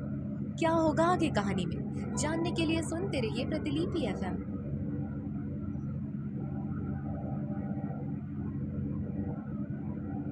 एपिसोड 193। अद्वैत की बात सुन आदित्य हैरान हो जाता है और वो हैरानी से अति को देखने लगता है। अदिति मुस्कुरा देती है और अधि को आदि की ओर बढ़ाती है। आदि मुस्कुरा के अदी को ले लेता है। अदी अपनी आंखें खोल के आदि को देखती है। ये देख आदि खुश हो जाता है और कहता है, खम्मा गणी छोटी राजकुमारानी सा, आपके काका सा आपका स्वागत करते हैं। ये सुन अदी अपने बालों को खींचने लगती है। आदि नाना कहते हुए अदी के बालों को उसके हाथों से छुड़वाता है। तभी गीता जी कहती है, अब इनको क्या दरवाजे पर ही रोके रखने का मूड है आदि को वर्षा। आदि मुस्कुरा के साइड हट जाता है। अद्वैत अदिति दोनों ही साथ में घर के अंदर आते हैं। अद्वैत आगे आकर कमल सा के पास आकर खड़ा रहता है और आदि को अपने पास बुलाता है, जिसके हाथों में अदी थी। अद्वैत कमल सा के पास आकर कहता है, किस्मत ने आपसे दोनों बेटियां एक साथ जरूर छीन ली थी, लेकिन देखिए आपको एक साथ दोनों बेटियां वापस दी। कहते हुए अति को आगे करता है। कमल सा अति को देखते हैं और आदि अति को आगे करता है। कमल सा अति को भी देखते हैं। अदिति पीछे खड़ी थी और परेशान थी। उसे डर था कि कहीं उसके ससुर सा दोनों बच्चियों को अस्वीकार ना करें। ये सुन कमल सा बिना कुछ कहे वहां से चले जाते हैं, जिसे देख घर के सारे लोग हैरान थे। अदिति खुद को संभाल नहीं पाती और जैसे ही गिरने को होती है, भैरवी जी उसे पकड़ लेती है। अद्वैत को हल्का सा गुस्सा आता है। तभी कमल सा बाहर आते हैं। सब लोग कमल सा को देख हैरान थे। कमल सा आगे आकर अपनी जेब में से कुछ पैसों की गड्डी निकालते हैं और अति और अधि की नजर उतार के एक सेवक को देते हैं। सेवक खुश हो जाता है। कमल सा मुस्कुरा के कहते हैं, ये क्या बात हुई अद्वैत की मासा, राजकुमारानी सा घर आई है। घेवर बनाए जाए, पूरे राज्य में मिठाई के साथ साथ हमारी कंपनी में काम करते हैं जितने भी एम्प्लॉइज, उन्हें 10 ग्राम चांदी के सिक्के दीजिए। उन्हें भी तो पता चले प्रताप सिंह के घर खुशियां आई है। जो समाज में लोग हंस रहे थे, आज उन्हें हम बताएंगे कि हमारी इन राजकुमारियों पर कोई पाबंदी नहीं लगेगी। कहकर वो मुस्कुरा रही थी। वहीं अद्वैत ध्यान से अपने बाबा सा को देख रहा था। अदिति की आंखों में खुशी से आंसू आ जाते हैं। कमल सा एक एक करके अति और अधि के माथे पर हाथ फिराते हैं। दोनों बच्चियां अंगड़ाई लेती हैं। उनके चेहरे पर एक प्यारी सी मुस्कान आ जाती है। अद्वैत ये देख हल्का सा मुस्कुराता है। अदिति को लिफ्ट से ऊपर कमरे में ले जाया जाता है। अद्वैत अति को लेकर कमरे में आता है। अदिति बेड पर आकर बैठती है। आज 15 दिनों के बाद वो अपने कमरे को देख रही थी। अदिति के होठों पर मुस्कान आ जाती है और वो कहती है, दुनिया के किसी भी कोने में क्यों न चले जाए, लेकिन हुकुम साहब, घर में जो सुकून मिलता है वो कहीं भी नहीं मिलता। ये सुन अद्वैत हाँ में सिर हिलाता है और अति को बेड पर लिटा देता है। अति सो चुकी थी और अधि भी सो चुकी थी।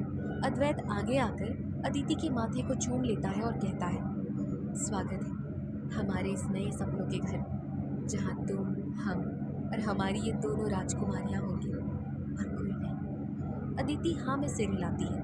अद्वैत अदिति से अलग होकर बालकनी की ओर बढ़ जाता है और बालकनी के स्लाइडर के पास आकर खड़े होकर गंभीरता से कुछ सोचने लगता है। अदिति जो बच्चियों के कपड़े सही कर रही थी, उसका ध्यान अद्वैत पर जाता है, जो खुश बिल्कुल भी नहीं था। अदिति सबसे पहले अति को चूमती है, क्योंकि वो बहुत कम ही अदिति को खुद से स्पर्श करने देती थी। फिर अधि के गाल पर चूमकर अदिति धीरे से खुद को संभालते हुए अद्वैत के पास आने लगती है। अदिति की पायलों की ध्वनि सुन अद्वैत की आंखें बंद हो जाती हैं और वो कहता है, तड़प चुके थे इस ध्वनि को सुनने के लिए। इस ध्वनि के कारण हमें रातों को नींद नहीं आती थी। अब हम सुकून से सो सकते हैं तुम्हारी बाहों में। अदिति मुस्कुरा देती है। अद्वैत अदिति को देखती है, जो थकी थकी सी नजर आ रही थी। अद्वैत अदिति को पकड़कर बालकनी के बाहर सोफे पर बिठा देता है। अद्वैत बेड के पास आकर दोनों लड़कियों के अगल बगल तकिए रख देता है और अदिति के पास आकर घुटने के बल बैठकर अदिति को निहारने लगता है। अदिति भी अद्वैत को प्यार से निहारने लगती है। अदिति ने इस वक्त राजस्थानी पोशाक पहना हुआ था। उसके काले केश खुले हुए थे। अद्वैत अपनी सख्त हथेली को अदिति के नर्म गाल पर रखते हुए उसके गालों को सहलाने लगता है। अदिति झुककर अद्वैत के माथे पर अपना माथा छूते हुए कहती है, क्यों इतने परेशान थे? क्या हुआ?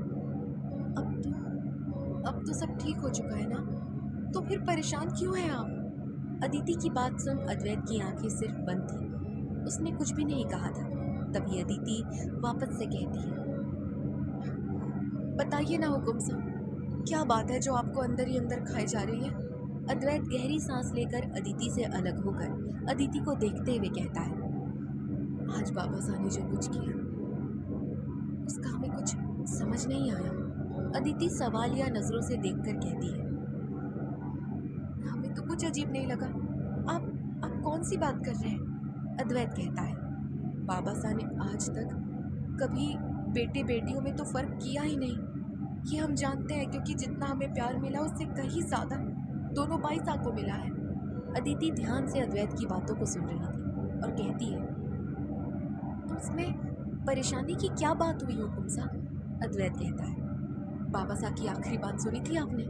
उन्होंने ये कहा था हमारी इन राजकुमारियों पर कोई पाबंदी नहीं होगी। अदिति मुस्कुरा के कहती है, तो ये तो अच्छी बात है ना। हमारे घर जो कुछ भी हो उसके बाद शायद इन बच्चियों को अपने मन का कोई करने दे। ये बात खुद बाबा साहब ने कही तो कितनी अच्छी बात है ये। अद्वैत खड़े होकर कहता है, नहीं, जो कुछ भी हुआ है बाबा साहब इतनी जल्दी पाबंदी हटाने वालों में से नहीं है। जरूर कुछ और बात है उनके मन में, हमें पता लगाना ही होगा। अदिति हाँ में सिर हिलाती है। उसे भी अब अद्वैत की बातों को सुनकर परेशानी होने लगती है। तभी अचानक अति के रोने की आवाज़ आती है। अदिति सकपका के जल्दी से उठकर कमरे में जाने को होती है, लेकिन उससे दौड़ा नहीं जा रहा था। अदिति अति के पास आती है और उसे बेड पर बैठकर गोद में ले लेती है। अद्वैत वहीं पर बालकनी में गहरी सोच में डूबा रहता है। अदिति बेड पर आराम से बैठकर अति को सुलाने की कोशिश करती है, लेकिन अति को भूख लगी थी और अब उसे अपनी माँ सा की याद आ रही थी और जोर से वो रोए जा रही थी। अदिति अद्वैत को बुलाती है, हुकुम सा। अद्वैत पीछे मुड़कर अदिति को देखता है और अंदर की तरफ अपना रुख कर लेता है। वहीं दूसरी ओर नीचे के स्टडी रूम में इस वक्त कमल सा और अद्वैत के काका सा दोनों ही बैठे हुए थे। राजेश जी कमल सा को देख के कहते हैं, क्या हुआ भाई साहब, इतने खुश क्यों हैं? कमल सा कहते हैं, खुश क्यों नहीं होंगे, आखिर हमारी पोतियाँ सही सलामत घर आई है, खुश होना तो बनता है। राजेश जी कहते हैं, भाई साहब एक बात पूछे? कमल सा कहते हैं, हाँ हाँ पूछो। राजेश जी कहते हैं, आप सच में इन बच्चियों पर कोई पाबंदी नहीं लगाएंगे? हमारा मतलब हमने एक बार देख लिया, ज़्यादा छूट देकर आखिर में हमारे परिवार को क्या मिला? हम ये नहीं कह रहे हैं कि इन बच्चियों को हम छूट नहीं देंगे, लेकिन भाई साहब इन्हें जो करना है वो कर सकती हैं। लेकिन जब ये 15 साल की होंगी तब उनके आगे पीछे एक गार्ड हमारा ज़रूर रहेगा, नज़र रखने के लिए, उनका ख्याल रखने के लिए।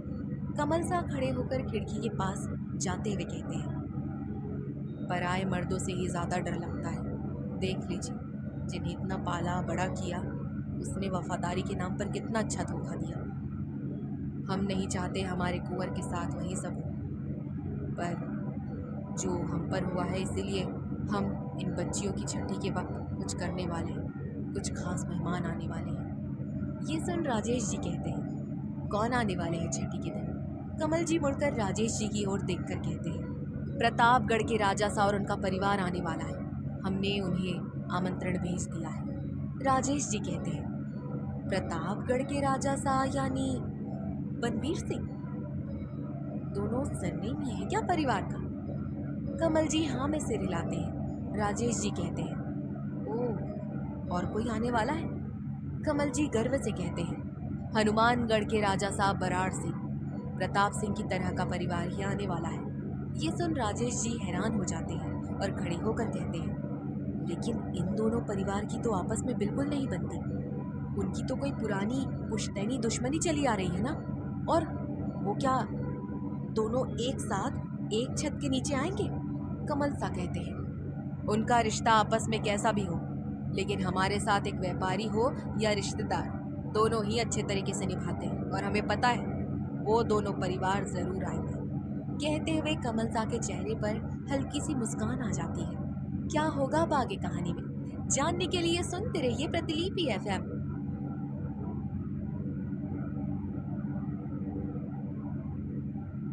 एपिसोड 194, आधी रात। अदिति ने दोनों बच्चियों को बारी बारी अपना दूध पिला दिया था। अदिति अब बेड पर लेट गई थी। सीजर के कारण उसे ज़्यादा देर तक बैठा नहीं जा रहा था। अदिति अपने पेट पर हाथ रख देती है। तभी अद्वैत उसके पास आकर बैठकर कहता है, ज्यादा दर्द हो रहा है तुम्हें? अदिति मुस्कुरा के नाम इससे हिलाती है, लेकिन उसका चेहरा बता रहा था कि उसे कितना दर्द हो रहा है। अद्वैत अदिति को ठीक से लिटा के अदिति का ब्लाउज ऊपर करता है। अदिति की आंखें बंद हो जाती है। अदिति कसकर चादर को मुट्ठी में ले लेती है। अद्वैत अदिति की छोटी छोटी सफेद पट्टी लगी हुई देखता है। अदिति के टाँकों को अभी 2 दिन बाद खुलवाने जाना था। अद्वैत उन टाँकों को देख अपनी नजरें हटा लेता है। अद्वैत की आंखें दर्द से बंद हो जाती हैं। अदिति अपनी आंखें खोलकर अद्वैत को देखती है और हेड रेस्ट से अपना सिर आगे करके अद्वैत के कंधे पर रख के कहती है, क्या हुआ? पसंद नहीं आया? ये सुन अद्वैत अदिति के होठों पर अपना हाथ रख के कहता है, क्या पसंद नहीं आए? तुम्हारे इस पेट पर लगे टाँके कैसे हमें अजीब लग सकते हैं? तुम्हारा हर रूप हमें पसंद है। कहते हुए अद्वैत हल्की उंगली से अदिति के टाँकों पर रखता है। अदिति अपने होठों को दबा लेती है। अद्वैत धीरे से झुककर अदिति के पेट को चूमते हुए कहता है, इस प्रेगनेंसी के बाद हम तुम्हें हर रूप में अपनाएंगे और पहले से कहीं ज़्यादा प्यार करेंगे। अदिति ये सुन के मुस्कुराती है। तभी अद्वैत अति को देखकर कहता है, तुमने इतनी खूबसूरत बच्चियाँ जो हमें दी हैं, बिल्कुल अपनी तरह, इतना दर्द सहकर तुम पसंद कैसे नहीं हो सकती हो हमें? अदिति की आंखों से आंसू छलक उठते हैं। अद्वैत अदिति के माथे को चूम लेता है और उसके आंसू साफ करते हुए कहता है और अदिति के दोनों गाल पर हाथ रखता है, हमने पूरे 9 महीने तपस्या की, तरस गए हैं खुद की मरमण के लबों का रस पीने के लिए, हमारी मरमण के लबों को खुद के लबों से मिलाने के लिए। आज इन लबों को मिलने दीजिए, हमारे टाबरों की भाषा। ये सुनते ही अदिति की पलकें झुक जाती हैं। अद्वैत इसे अदिति की सहमति समझता है और अपने होठों को अदिति के होठों के करीब लेकर जाता है। अदिति का दिल धक धक हो रहा था। वहीं अद्वैत की दिल की धड़कनें भी तेज चल रही थी। अदिति ने अपने दोनों हाथों को अद्वैत के सीने पर रखा था, जिससे अद्वैत की दिल की धड़कन अदिति महसूस कर सकती थी। दोनों एक दूसरे के लबों पर अपने लब रख देते हैं। अदिति कसकर अद्वैत को पकड़ लेती है और जैसे ही वो हल्का सा आगे बढ़ अद्वैत का साथ निभाने लगती है, उसके कानों में रोने की आवाज़ आती है। अदिति जोर से अद्वैत को धक्का मार देती है। अद्वैत बेड पर ही था तो वो हल्का सा पीछे हो गया, नहीं तो उसे कोई फर्क नहीं पड़ता। अदिति बच्चियों की तरफ देखती है जहाँ अति जोर जोर से रोए जा रही थी। जब अद्वैत की नज़र अति पर जाती है तो वो जल्दी से डरते हुए आगे आता है और अति को गोद में लेकर कहता है, हमें क्या लगता है किसी और डॉक्टर से मिल लेते हैं, अगर तुम चाहो तो। अदिति नाम इससे रिलाकर कहती है, नहीं हुकुमसा, इसकी कोई ज़रूरत नहीं है, हम ठीक हैं। कहते हुए वो देखती है कि अति बेवजह ही रोने लगी थी। अदिति धीरे से उसे अद्वैत की गोद से अपनी गोद में लेती है, लेकिन अति का रोना अभी भी चालू था। अदिति अति की पीठ पर रब करते हुए अति को देखकर कहती है, क्या हुआ हमारी कुंवर रानीसा को? क्यों रो रही है आप? अति, हमारी शांत छोरी, शांत हो जाओ। देखो भाई साहब मुश्किल से सोई है, वो भी उठ जाएंगी। लेकिन फिर भी अति चुप नहीं हो रही थी। अति काफ़ी देर तक रोई जा रही थी। अदिति ने इसे दूध पिलाने की कोशिश की, लेकिन अति मुंह खोलने के लिए तैयार ही नहीं थी। अदिति को कुछ भी समझ नहीं आ रहा था। अद्वैत अति का बॉडी टेम्परेचर माप के देखता है, सब कुछ ठीक था। अद्वैत कहता है, हमें दीजिए। अदिति अद्वैत को अति को देती है। अद्वैत अति को अपनी गोद में लेता है और एक वाक्य कहता है, शांत हो जाइए। अद्वैत की आवाज़ सुनकर अति चुप हो जाती है। वो कब से अद्वैत को अपने पास बुलाने में लगी हुई थी। जैसे ही अति शांत होती है, अद्वैत अति को बेड पर रखता है। जैसे ही अति वापस से बेड पर लेटती है, वापस से रोने लगती है। अद्वैत ये देख हैरान हो जाता है और अदिति हंसने लगती है। अद्वैत उठता है और कहता है, ये हमारी खुशबू और आवाज़ से बेचैन होने लगती है। अदिति हाँ में सिर हिलाती है। अद्वैत अपनी टी शर्ट निकाल देता है और बेड पर अदिति और अति के बगल में लेटते हुए अति को लेता है और उसे अपने छाती पर अति को पेट के बल लिटाता है और अति तुरंत चुप हो जाती है। वहीं अदिति अति को देखती है। उसे अति के लिए काफ़ी परेशानी थी, क्योंकि उसे भी इस तरह के सहारे की ज़रूरत होती है। अदिति जैसे ही अति को लेती है, तभी हुकुमसा उसे आराम से उठा के उसकी छाती पर अति को भी लेटा देता है।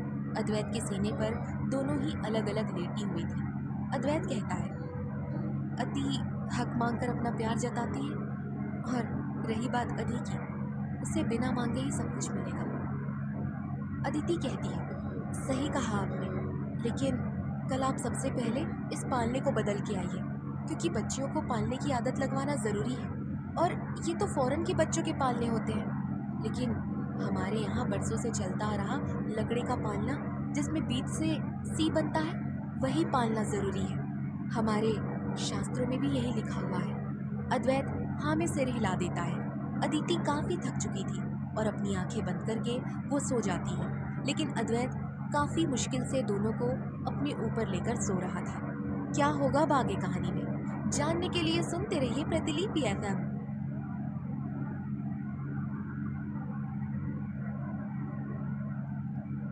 एपिसोड 195। सुबह 5 बजे अद्वैत की नींद खुलती है। अद्वैत के हाथ दुखने लगे थे, क्योंकि उसकी दोनों राजकुमारियां उसके साथ चिपक कर सोई हुई थी। अद्वैत दोनों को आराम से लिटा देता है। अति लेटने पर थोड़ा सा हिलती है। अद्वैत उसके सिर को सहलाने लगता है। अति अब शांति से सो जाती है। अदी भी थोड़ी सी परेशान हो चुकी थी। अद्वैत भी उसके सिर को सहलाने लगता है। अदी के चेहरे पर धीरे धीरे सुकून आने लगा था। अद्वैत खड़े होकर जिम एरिया में चला जाता है। थोड़ी देर बाद अदिति की आंखें खुलने लगती है और उसकी नज़र सबसे पहले अपनी बच्चियों पर जाती है, जो सुकून से सो रही थी। तभी अदिति का ध्यान अति पर जाता है। अदिति अति को देख हैरान हो जाती है। अति ने अद्वैत की टी शर्ट, जो उसने जिम जाने से पहले उतार कर रखी थी, उसे अपनी मुट्ठी में कसकर पकड़े हुए थी और अपने नाक के पास लेकर अद्वैत की खुशबू लेकर सो रही थी। अदिति अपने माथे पर हाथ रख देती है। अदिति उन दोनों को देख रही थी। तभी अद्वैत कमरे में आता है और अदिति के पास आकर उसे चूमते हुए कहता है, गुड मॉर्निंग, नींद अच्छी आई? अदिति हाँ में सिर हिलाकर अद्वैत का हाथ पकड़ लेती है। अद्वैत अदिति को सवालिया नजरों से देखता है। अदिति अति की ओर देखते हुए कहती है, और वो भी हैरान हो जाता है। अदिति कहती है, हमें अब इनके लिए परेशानी हो रही है, पता नहीं बड़ी होकर कैसी बनेगी। ये अपने बाबा साहब के लिए इतना प्यार देख रही हूँ तो। अद्वैत अदिति को खड़ी कर उसकी कमर पर हाथ रखकर उसे अपने करीब खींचते हुए कहता है, क्यों, अपने बाबा साहब के लिए इतना प्यार नहीं हो सकता? अदिति नाम में सिर हिलाकर कहती है, नहीं नहीं, हम ये नहीं कह रहे, लेकिन हमें फिक्र हो रही है। अद्वैत अदिति के गाल को पकड़ कर कहता है, हम पर भरोसा करती हूँ ना, हम सब संभाल लेंगे। अदिति हाँ में सिर हिलाती है और अद्वैत के गले से लग जाती है। तभी अद्वैत कहता है, शावर लेने से डॉक्टर ने अभी मना किया है, तुम्हें हाथ मुँह धोने हैं, तुम्हें मैं लेकर चलता हूँ, ठीक है? अदिति मुँह बिगाड़ कर नाम में सिर हिला के कहती है,